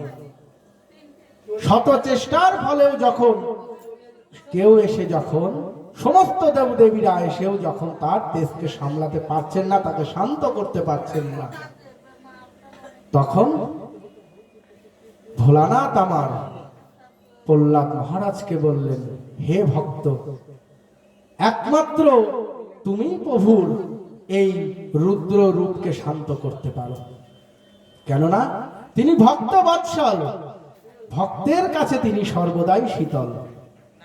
তাই হে ভক্ত, হে প্রহ্লাদ মহারাজ, তুমি কৃপা করো আর এই জগৎ সংসারকে বিনাশ থেকে রক্ষা করো। তখন প্রহ্লাদ মহারাজ আমার একটিখানি কণ্ঠমালা নিয়ে আমার প্রাণ গোবিন্দের নরসিংহ রূপের সামনে নতমস্তক হয়ে প্রণাম করে প্রভুর তেজের সামনে নিজেকে সমর্পণ করলেন আর এই সংসারকে বিনাশ থেকে রক্ষা করলেন। জয় জয় শ্রী গুরু নিতাই গৌর সীতানাথ প্রেমানন্দে হরি হরি বল। তো প্রাণ গোবিন্দ আমার ভক্ত বৎসল, তিনি ভক্তের জন্য এই সংসারে সমস্ত লীলাই তিনি করে থাকেন। তো যারা আমরা এমনও ভক্ত রয়েছি তাদেরকে কি বলবো? ভক্তই বলবো। কেন? আমার এই দিব্য নয়ন তো নেই, মায়ার নয়ন আছে, তাই না বাবা? তাই কে ভক্তি মার্গে কত দূর প্রবেশ করেছে মায়ার নয়ন দ্বারা তা দেখা সম্ভব নয়। তার জন্য দিব্য নয়ন লাগে, তাই আমাদের বিচারের অধিকার নেই, আমরা বিচার করতে পারি না। কেননা বিচার করবে প্রত্যেকটি শিষ্যের বা প্রত্যেকটি মানবের গুরু এবং গোবিন্দ। তার গুরু বিচার করবেন আর আমার প্রাণ গোবিন্দ বিচার করবেন। কিন্তু একটা দৃষ্টান্ত দেওয়ার জন্য তো বলতে হবে বাবা। বিষয়টা হচ্ছে, এই সংসারে দেখুন, আমরা আসার আগে অর্থাৎ প্রাণ গোবিন্দ আমাদের এই পৃথিবীতে পাঠানোর আগে তিনি আমাদের জন্য সমস্ত কিছু সৃষ্টি করেছেন, তাই না বাবা? এই দুনয়ন দ্বারা আমরা যা কিছু সংসারে দর্শন করি তা আপনার আমার প্রয়োজনে আমার প্রাণ গোবিন্দ পূর্বেই সৃষ্টি করে রেখেছেন। কিন্তু আমার মতো অধম আজও একথা বুঝতে পারলো না যে তারই সৃষ্টির জিনিস চোরের ন্যায় তাকে না দিয়ে পাই, তারই সৃষ্টির জিনিস চোরের ন্যায় তাকে না দিয়ে সেবা করি, তারই সৃষ্টির জিনিস চোরের ন্যায় তার অঙ্গে কখনো দিই না। অর্থাৎ এই সংসারে আমরা যা কিছু খেয়ে বেঁচে থাকি, যারা প্রসাদ ভোজী, যারা ভক্ত, তারা তো নিত্য গোবিন্দের প্রসাদই পায়, তারা প্রসাদ ব্যতীত অন্যথায় কিছু পায় না। কিন্তু এই সংসারে তো শুধু ভক্ত নয়, অভক্তও রয়েছে। আবার কেউ কেউ রয়েছে ভক্তি মার্গে আসতে চায় কিন্তু লোকনিন্দার ভয়ে পারে না। যেমন আমাদের সংসারে এমনও ব্যক্তিত্ব রয়েছে যারা কণ্ঠে তুলসীর মালা পরে কুটুক্তির শিকার হয়, আর তিলক করলে তো কথাই নেই, জানি তাই। তা বাবা, এই তিলক আর তুলসী মালাটা কি জানেন বাবা? আমাদের পরিচয়। আমরা কোন পিতার সন্তান এটা আমাদের পরিচয় নয়, এর বাইরে আমাদের একটা পরিচয় আছে। কি জানেন? আমরা পরম পিতার সন্তান। তা এই পিতার সন্তানের তো একটা পরিচয় আছে, আমার পিতার নাম অমক, বা এই সংসারও চিনতে পারে ও অমকের সন্তান, তাই না বাবা? তা আমি যে পরম পিতার সন্তান, এর পরিচয় কি? বাড়িতে যদি আমাদের কারোর পোষা কুকুর কেউ পুষে থাকে, মানে পোষা কুকুর যদি থাকে, তা সেই পোষা কুকুরটি যে আমার, তার একটা চিহ্ন রাখা হয়। কি জানেন? ওই গলায় একটা বেল পরিয়ে দেয়া হয়, তাই না বাবা? তা দেখে আমরা চিনতে পারি কি এই কুকুরের একটি মালিক আছে। আর আমরা এতটাই অধম, আমাদের গলায় ওই বেল নামক ওই তুলসীর মালাটা জোটে না, অর্থাৎ আমাদের কোনো মালিক নেই, আমরা বোঝাতে চাই।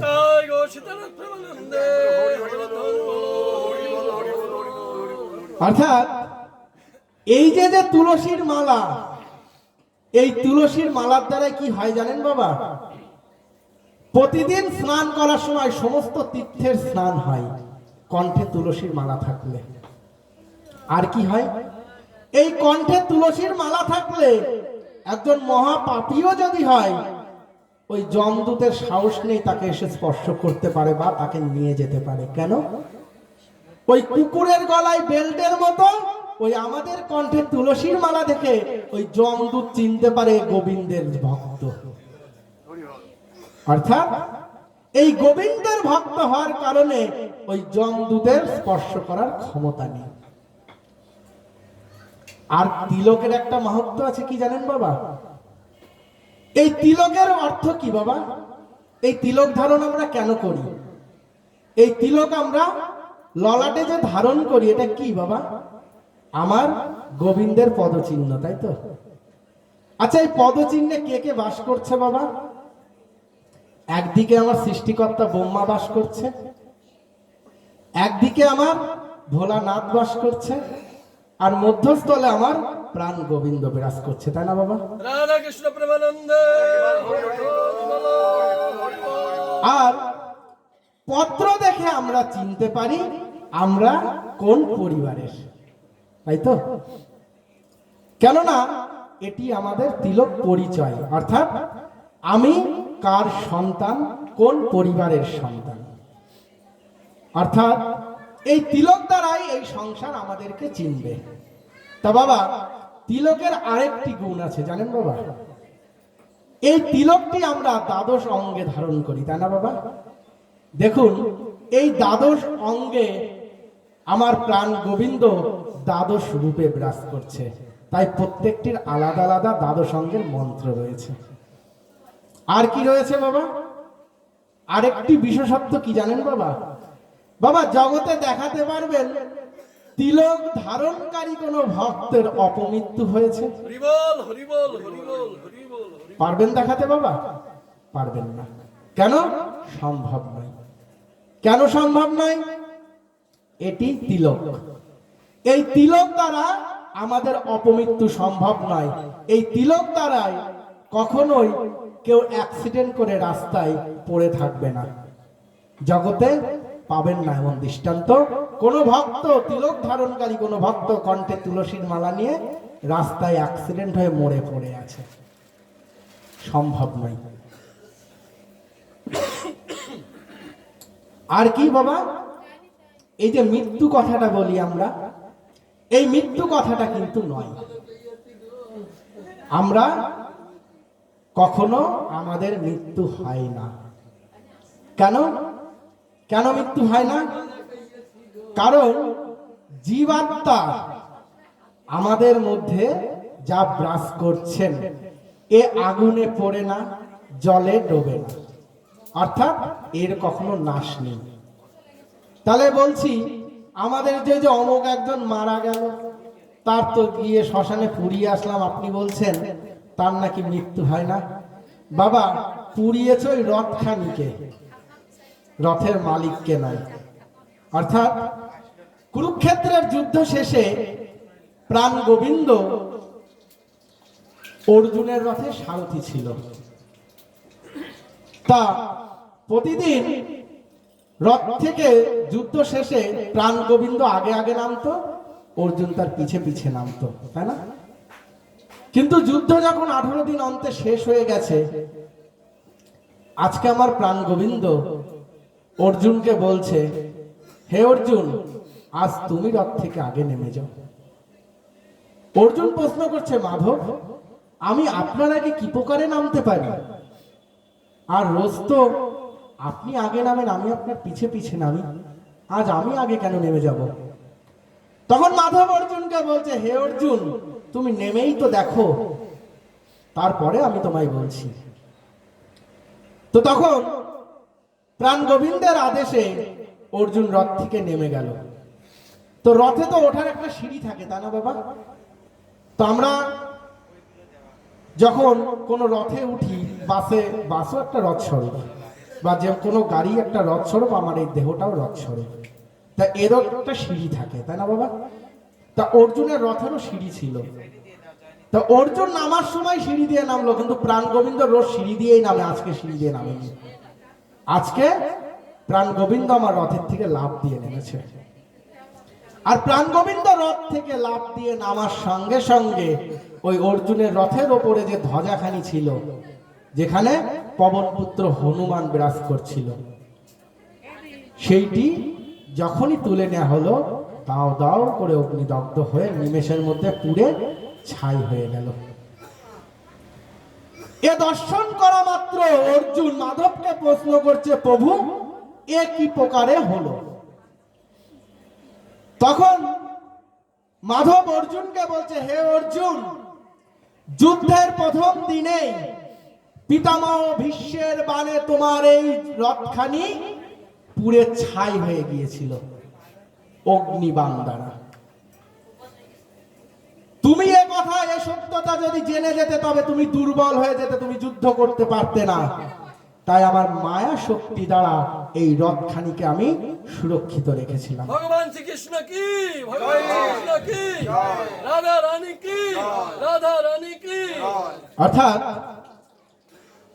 প্রাণ গোবিন্দ আমার মায়া শক্তি দ্বারা অর্জুনের যে রথখানিকে সুরক্ষিত রেখেছিল, অর্থাৎ যতক্ষণ প্রাণ গোবিন্দ আমার পরমাত্মা রূপে অর্জুনের রথে বিরাজ করেছিল, ততক্ষণ এই রথখানিকে পোড়ানো যায়নি বা ধ্বংস করা যায়নি।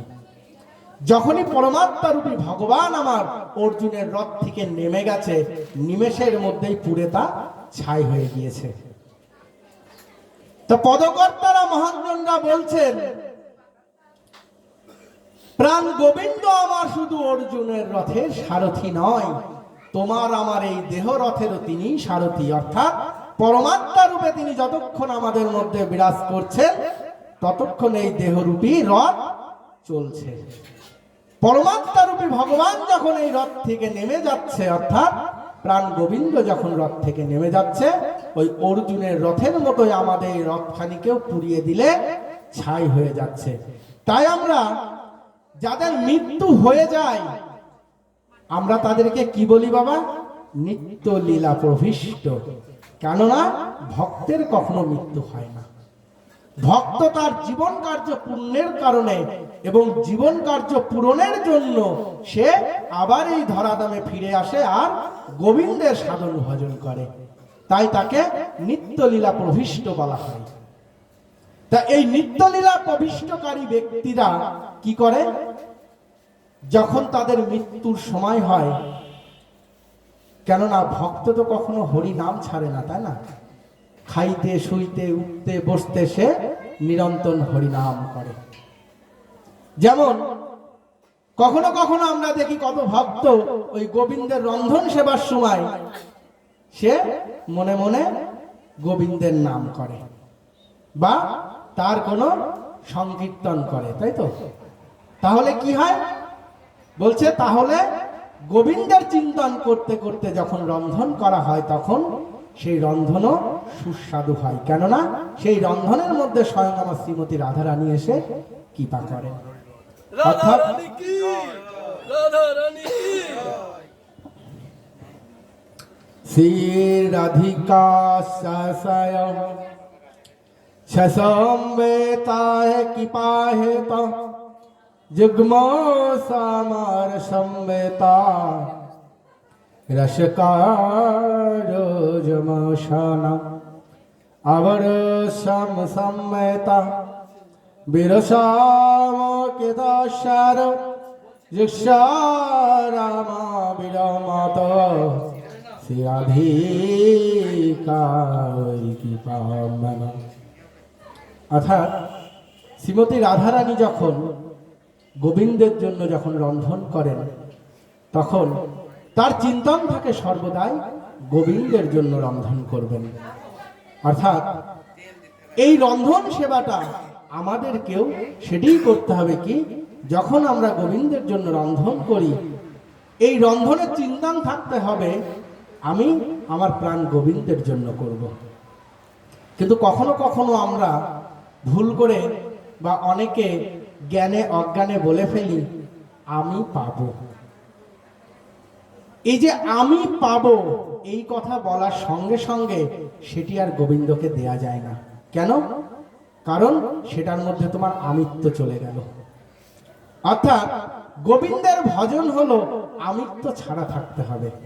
অর্থাৎ আমি এবং আমার এই দুই হলো নরকের দ্বার।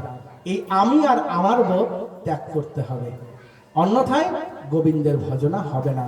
ভক্তি বীজ সমস্তার কীর্তনাশারতা, অর্থাৎ ভক্তি বীজ সঙ্গে সঙ্গে নষ্ট হয়ে যাবে। যেমন আমরা যখন জমিতে বীজ রোপণ করি তার আগে কি করি, একটু জল টল দিয়ে রাখি না বাবা, জমিটাকে সুন্দর করে তার সমকক্ষ করি, তারপরে তো বীজটা রোপণ করি। অর্থাৎ ভজন মার্গের পথে এই উর্বর জমিটাকেও সুন্দরভাবে তার পর্যালোচনা করতে হবে, তবে সেখানে যে বীজই দেয়া যাক না কেন তাতে সুন্দর একটি বৃক্ষ তৈরি হবে।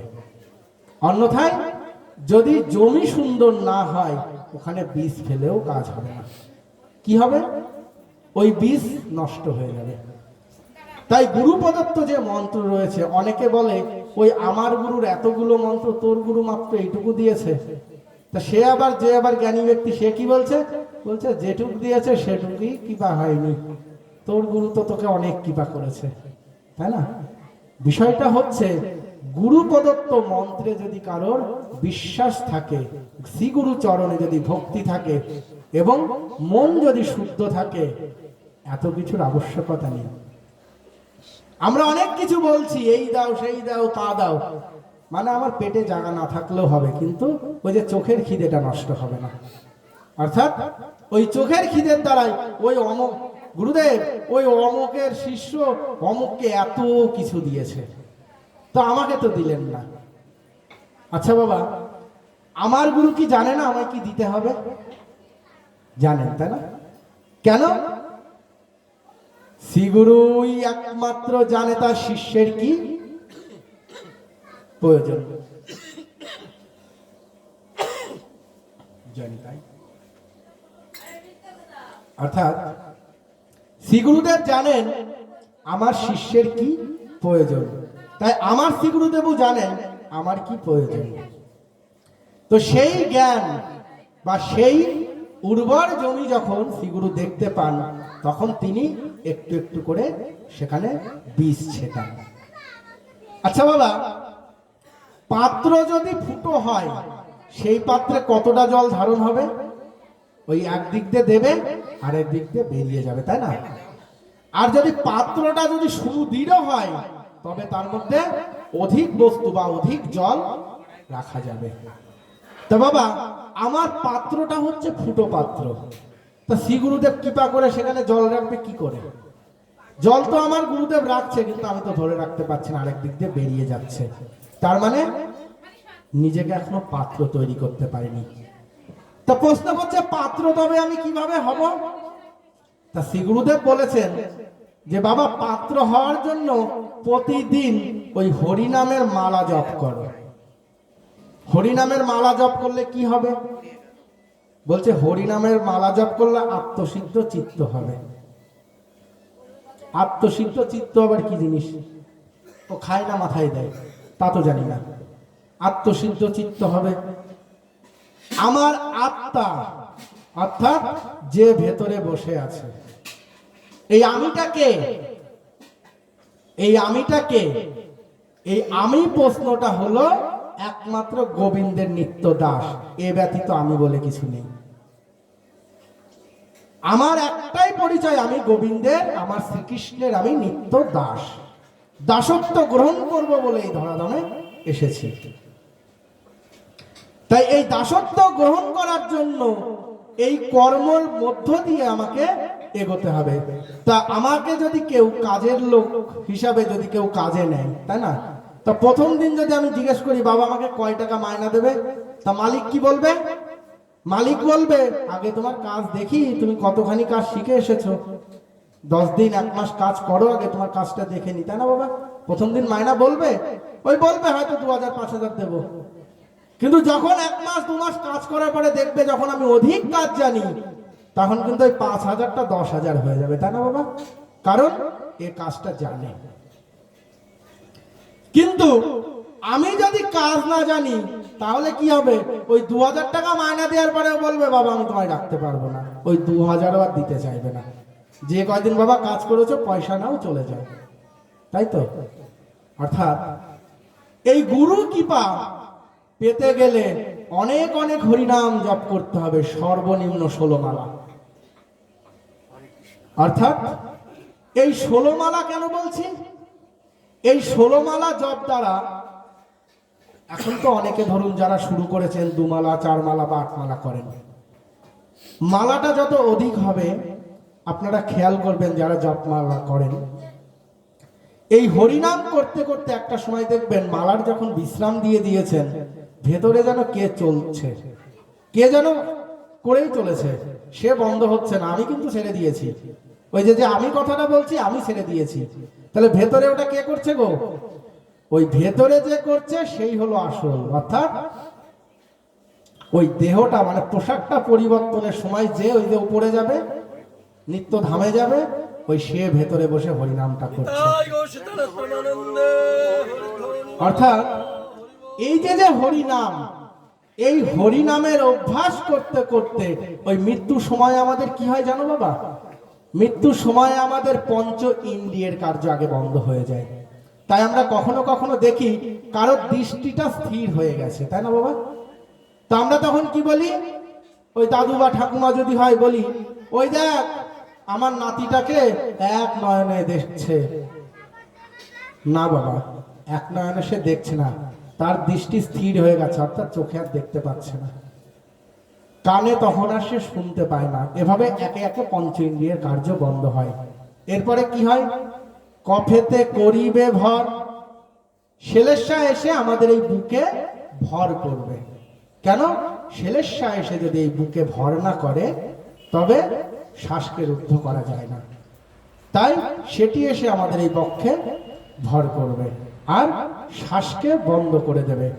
কফেতে করিবে বর, আবারদ্ধ হইবে নর, অবশেষে সর্বতর গীতর সরলার। অর্থাৎ চতুষ্খানে যে দ্বারের শাস্ত্রীয় বর্ণন আমরা পাই, একটি একটি করে দ্বার বন্ধ হবে। আমাদের এই দেহটা 18 মুকাম তত্ত্ব দিয়ে গঠিত, তার 18টি দ্বার রয়েছে। ওই মৃত্যু আসন্ন সময় একটি একটি করে দ্বার বন্ধ হতে হতে হতে হতে হতে আসবে।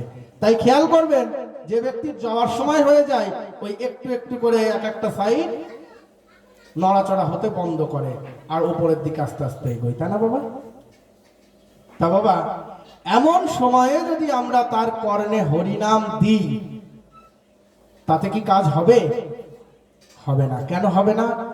বলছে যদি তার কর্ণে প্রবেশ করতে পারত তবে কাজ হতো, কিন্তু আমি তো যখন দিয়েছি তখন তোর কর্ণ আর শুনতে পায় না, তাহলে কি হবে?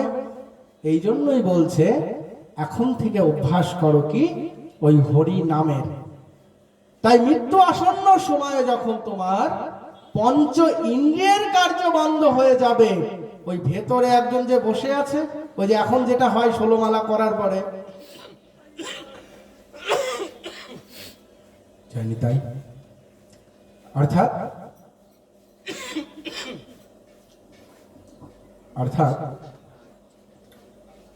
সেই 16 মালা করার পরে যে আমার ভেতরে কে যেন নাম করছে না, সেই নামটি ওই মৃত্যু আসন্ন সময় ওই জিহ্বাকে অভ্যাসে পরিণত করার ফলে কি হবে? পঞ্চ ইন্দ্রিয়ের কাজ বন্ধ হয়ে গেলেও অভ্যাস যোগের দ্বারাই সে টিপ টিপ করে নিয়ন্ত্রণ কৃষ্ণ নাম করবে, আর তার পরম গতি লাভ হবে। জয় জয় শ্রী গুরু নিতাই গৌর সীতানাথ প্রেমানন্দে হরি হরি।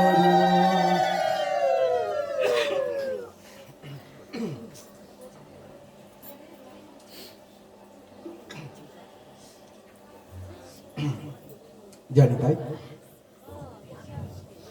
অর্থাৎ এই যে আমাদের সৃষ্টি তত্ত্বের বর্ণন এবং জীবন তত্ত্বের বর্ণন, এই সৃষ্টি তত্ত্ব দ্বারা আমাদের সন্তান গঠিত হয়, অর্থাৎ একজন মানুষের তৈরি হয়, আর জীবন তত্ত্ব তাকে কর্মের দিকে ধাবিত করে।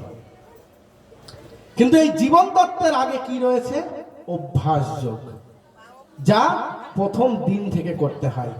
আমরা কখনো কখনো আমাদের ছোট নাতিপুতিকে আমরা বলি কি, ও একটু বড় হোক, এখনই ও কি করবে?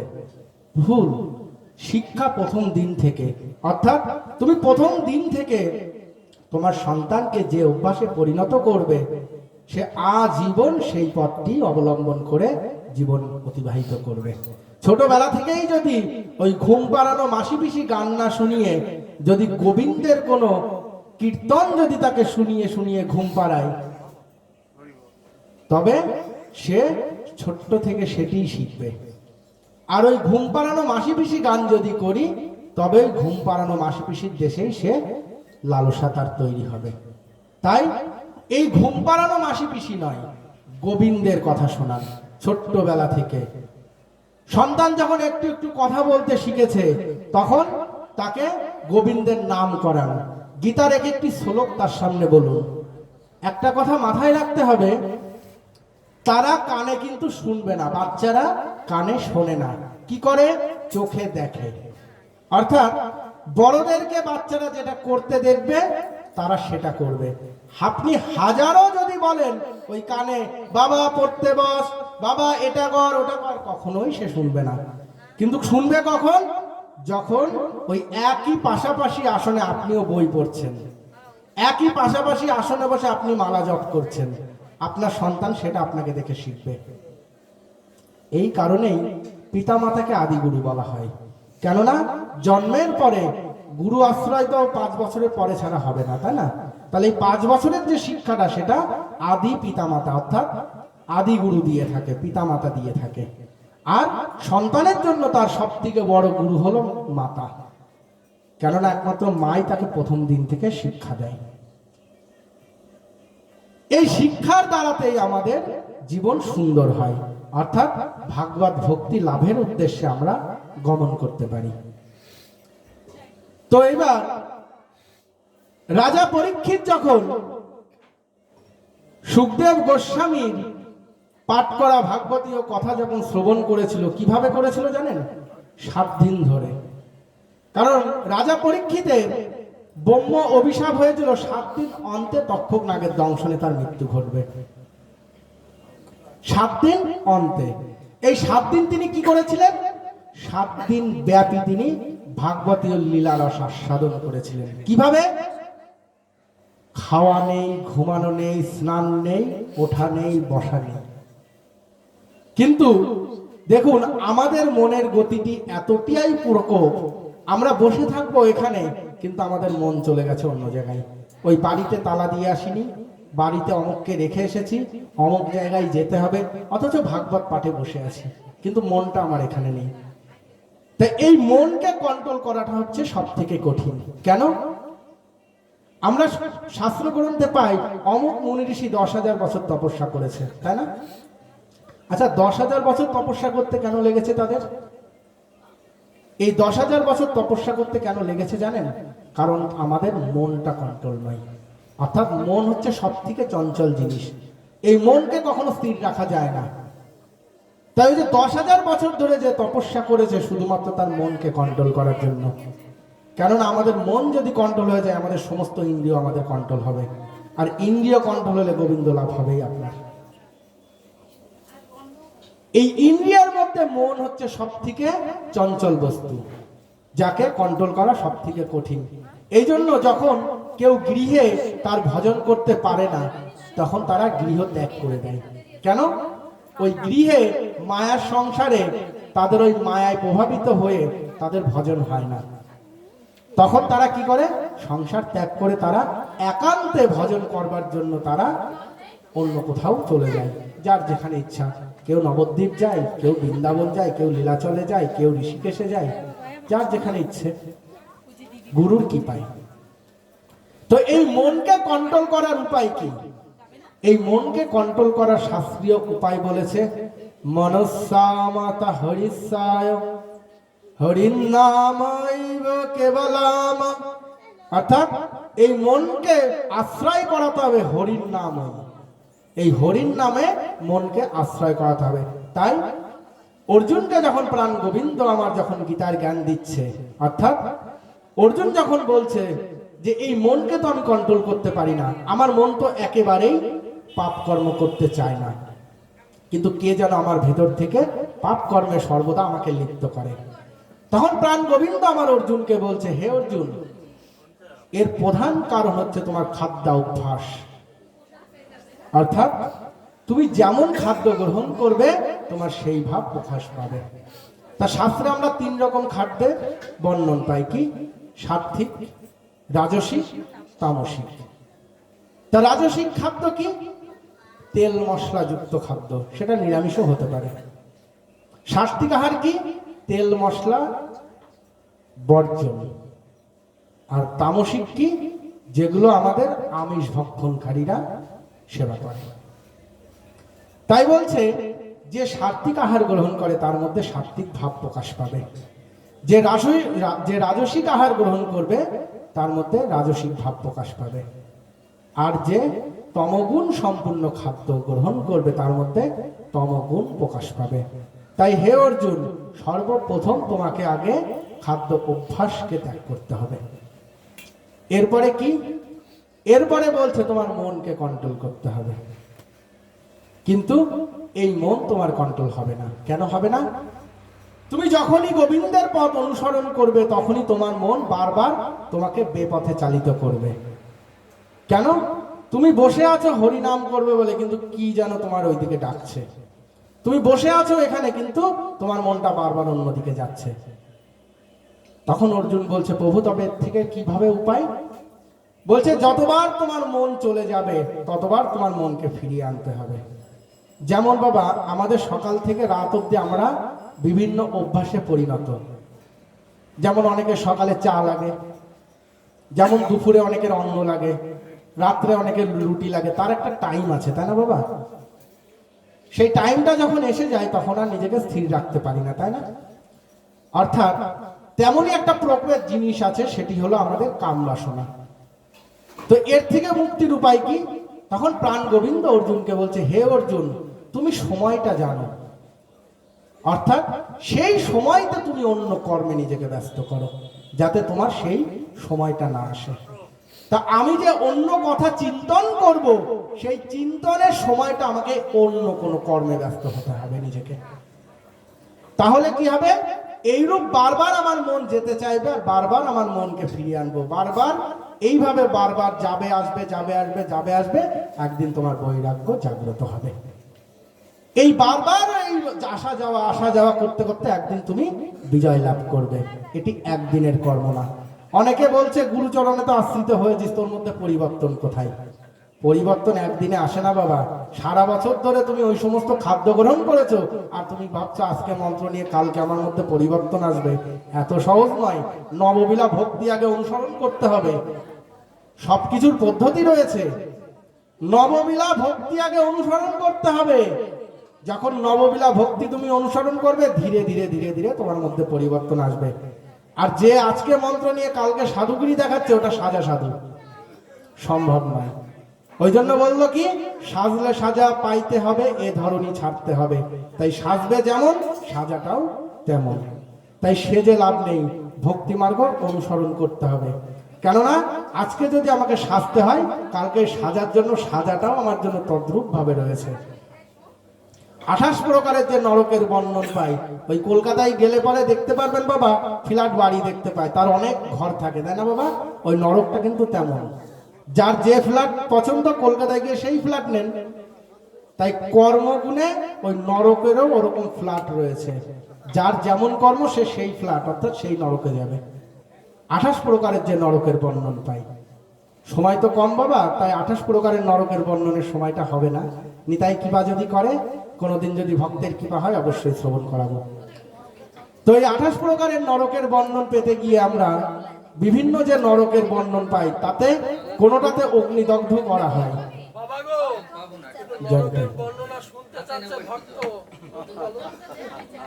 নিতাই গৌর হরি বল। অর্থাৎ কোন একটা নরক, অর্থাৎ কম্ব নরক, তাতে কি রয়েছে? জ্বলন্ত অগ্নিকুণ্ড রয়েছে। শস্ত্র নায়ক। সেই নরকে কি রয়েছে? কীট পতঙ্গ রয়েছে, যে তোমাকে খেয়ে নেবে।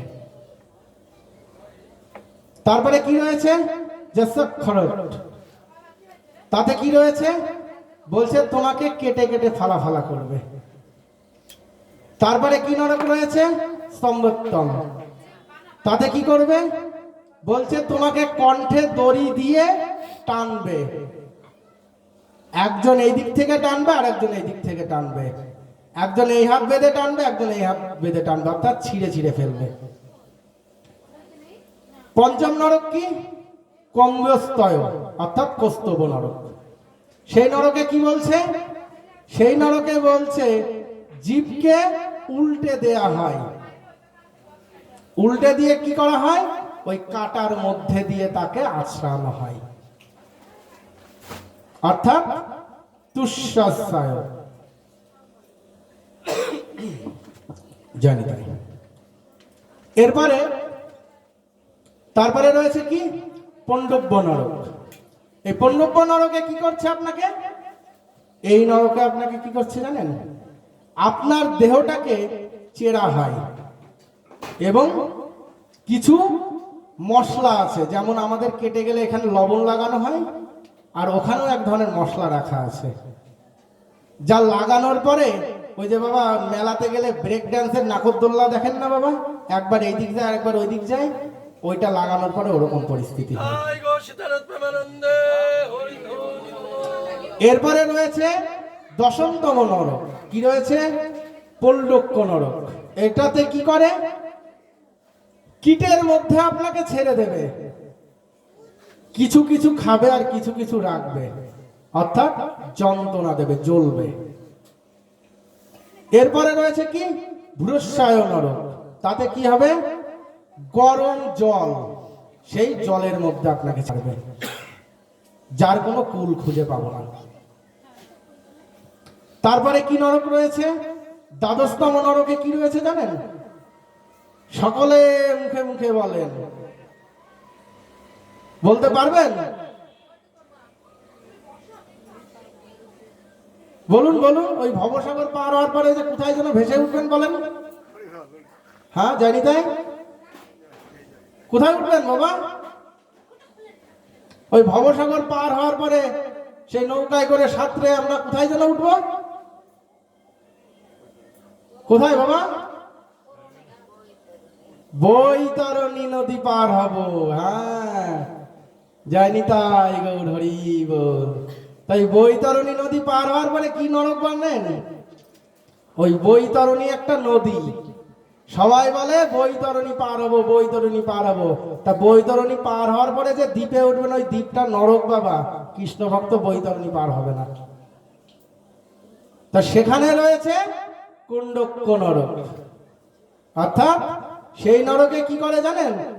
ওই জলে সাঁতার কেটে কেটে বৈতরণী পার হবে, তারপরে ওই গরম তেলে চুবাবে। হ্যাঁ, গরম তেলে, ওই এতদিন ভাজাভুজি তেলে ভেজেছেন, এই ভাজাভুজি আমাকে আপনাকেও করবে কর্ম অনুসারে। এরপরে আরেকটি নরক রয়েছে, কি? সত্যজ্ঞান নরক। তাতে কি হয়? ওই সুজ দাঁড় করানো রয়েছে, সেখানে আপনাকে শুতে দেবে, কোথাও স্থল পাবেন না, সমস্ত জায়গায় সুজ। 14 নম্বর নরক কি আছে? 14 নম্বর নরক রয়েছে পারঙ্কুত নরক। সেখানে কি করে? সেখানে রয়েছে বৃক্ষের কাটা হয় না বাবা, যেমন গোলাপের কাটা হয়, ওরকম বৃক্ষের কাটা বৃক্ষ রয়েছে, সেখানে আপনাকে রাখা হবে। আর সমস্ত শরীরে কিছু থাকবে না, অর্থাৎ সেই কাটার মধ্যে আপনাকে পথ চলতে হবে। এরপরে আরেকটি নরক রয়েছে, সেই নরকটি কেমন জানেন? ওই কর্ম অনুসারে তারা পড়া পড়ে, অর্থাৎ 15 নম্বর। তো পঞ্চদশে আছে সরকোণ নরক। সরকোণ নরক, এই সরকোণ নরকে কি আছে বাবা?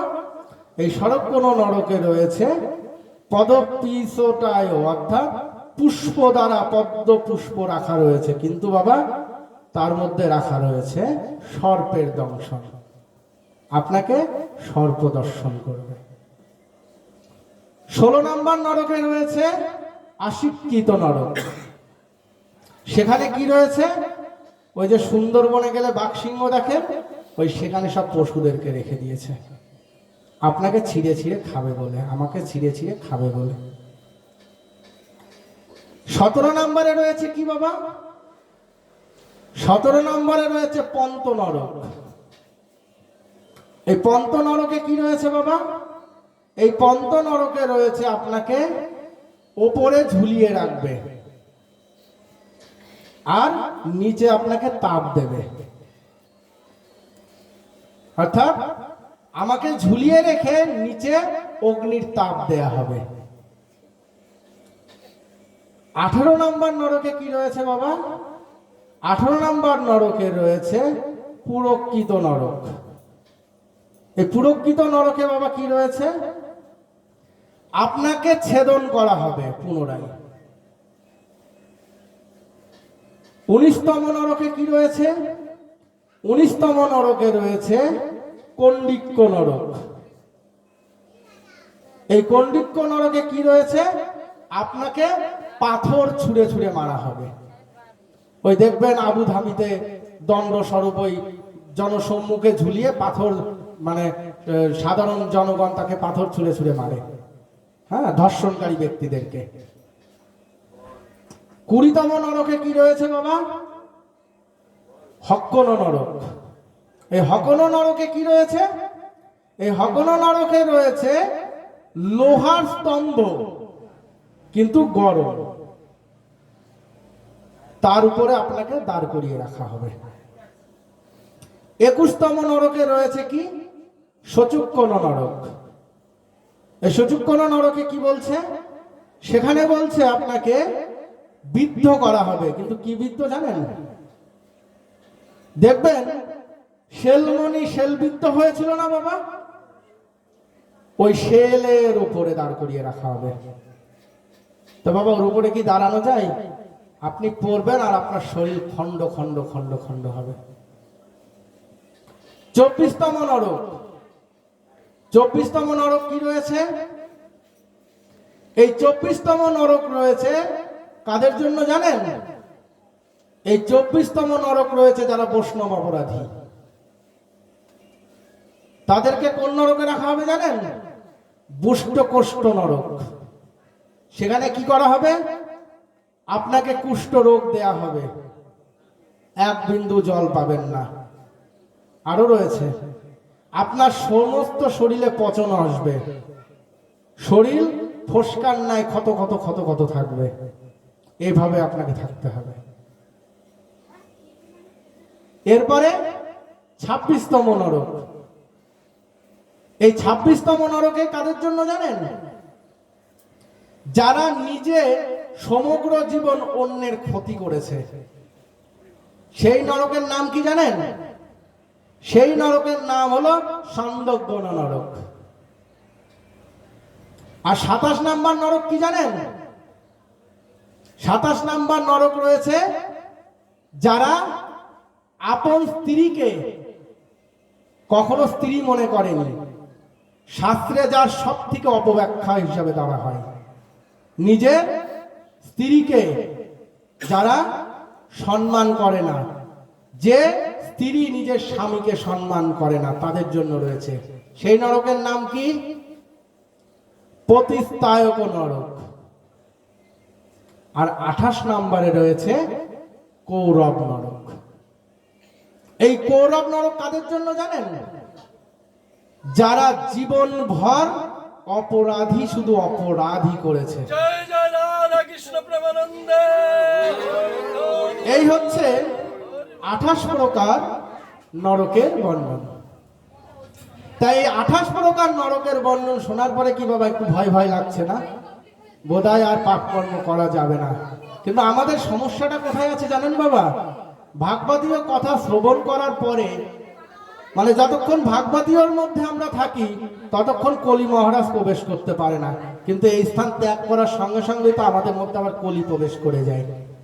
অর্থাৎ এই কলি প্রবেশ করে যাওয়ার কারণে কি হয়? আমাদের আবার সেই পুণ্য স্মরণ হয়ে আমরা সেই আবার অপকর্ম করে বেড়াই। কিন্তু বাবা ভাগবত পাঠ শ্রবণের মাহাত্ম্য যেমন আছে, তদ্রূপ জেনে রাখুন এই ভাগবত পাঠ শ্রবণ করার পরে সমস্ত জীবন কর্ম জানার পরে যারা কর্ম করে না, ওই 27 নম্বর নরকটা কিন্তু তাদের জন্য বাবা। অর্থাৎ জীবন কার্য সম্পর্কে জেনেছি, সচেতন হইনি, জীবন কার্য জেনেছি, কর্ম করিনি, ভাগবতীয় লীলা রস আস্বাদন করেছি, কিন্তু জীবনকে সেই ভাগবতময় করিনি। এর সাজাও কিন্তু রয়েছে বাবা। যেমন শ্রবণের মাহাত্ম্য রয়েছে, নিত্যদিন ভাগবতীয় কথা শ্রবণ করলে যেমন আমাদের পুণ্য সঞ্চয় হয়, কিন্তু জানার পরে যখন কর্ম করি না তার অধিকতম পাপও হয়। কেন? পাপ এমন একটা বস্তু, জেনে করলেও পাপ, না জেনে করলেও পাপ। অর্থাৎ আমি যদি একজন কাউকে মৃত্যু ঘটিয়ে দিই, ওই জজ সাহেব শুনবে না কিন্তু যে আমি না জেনে তাকে মেরে ফেলেছি।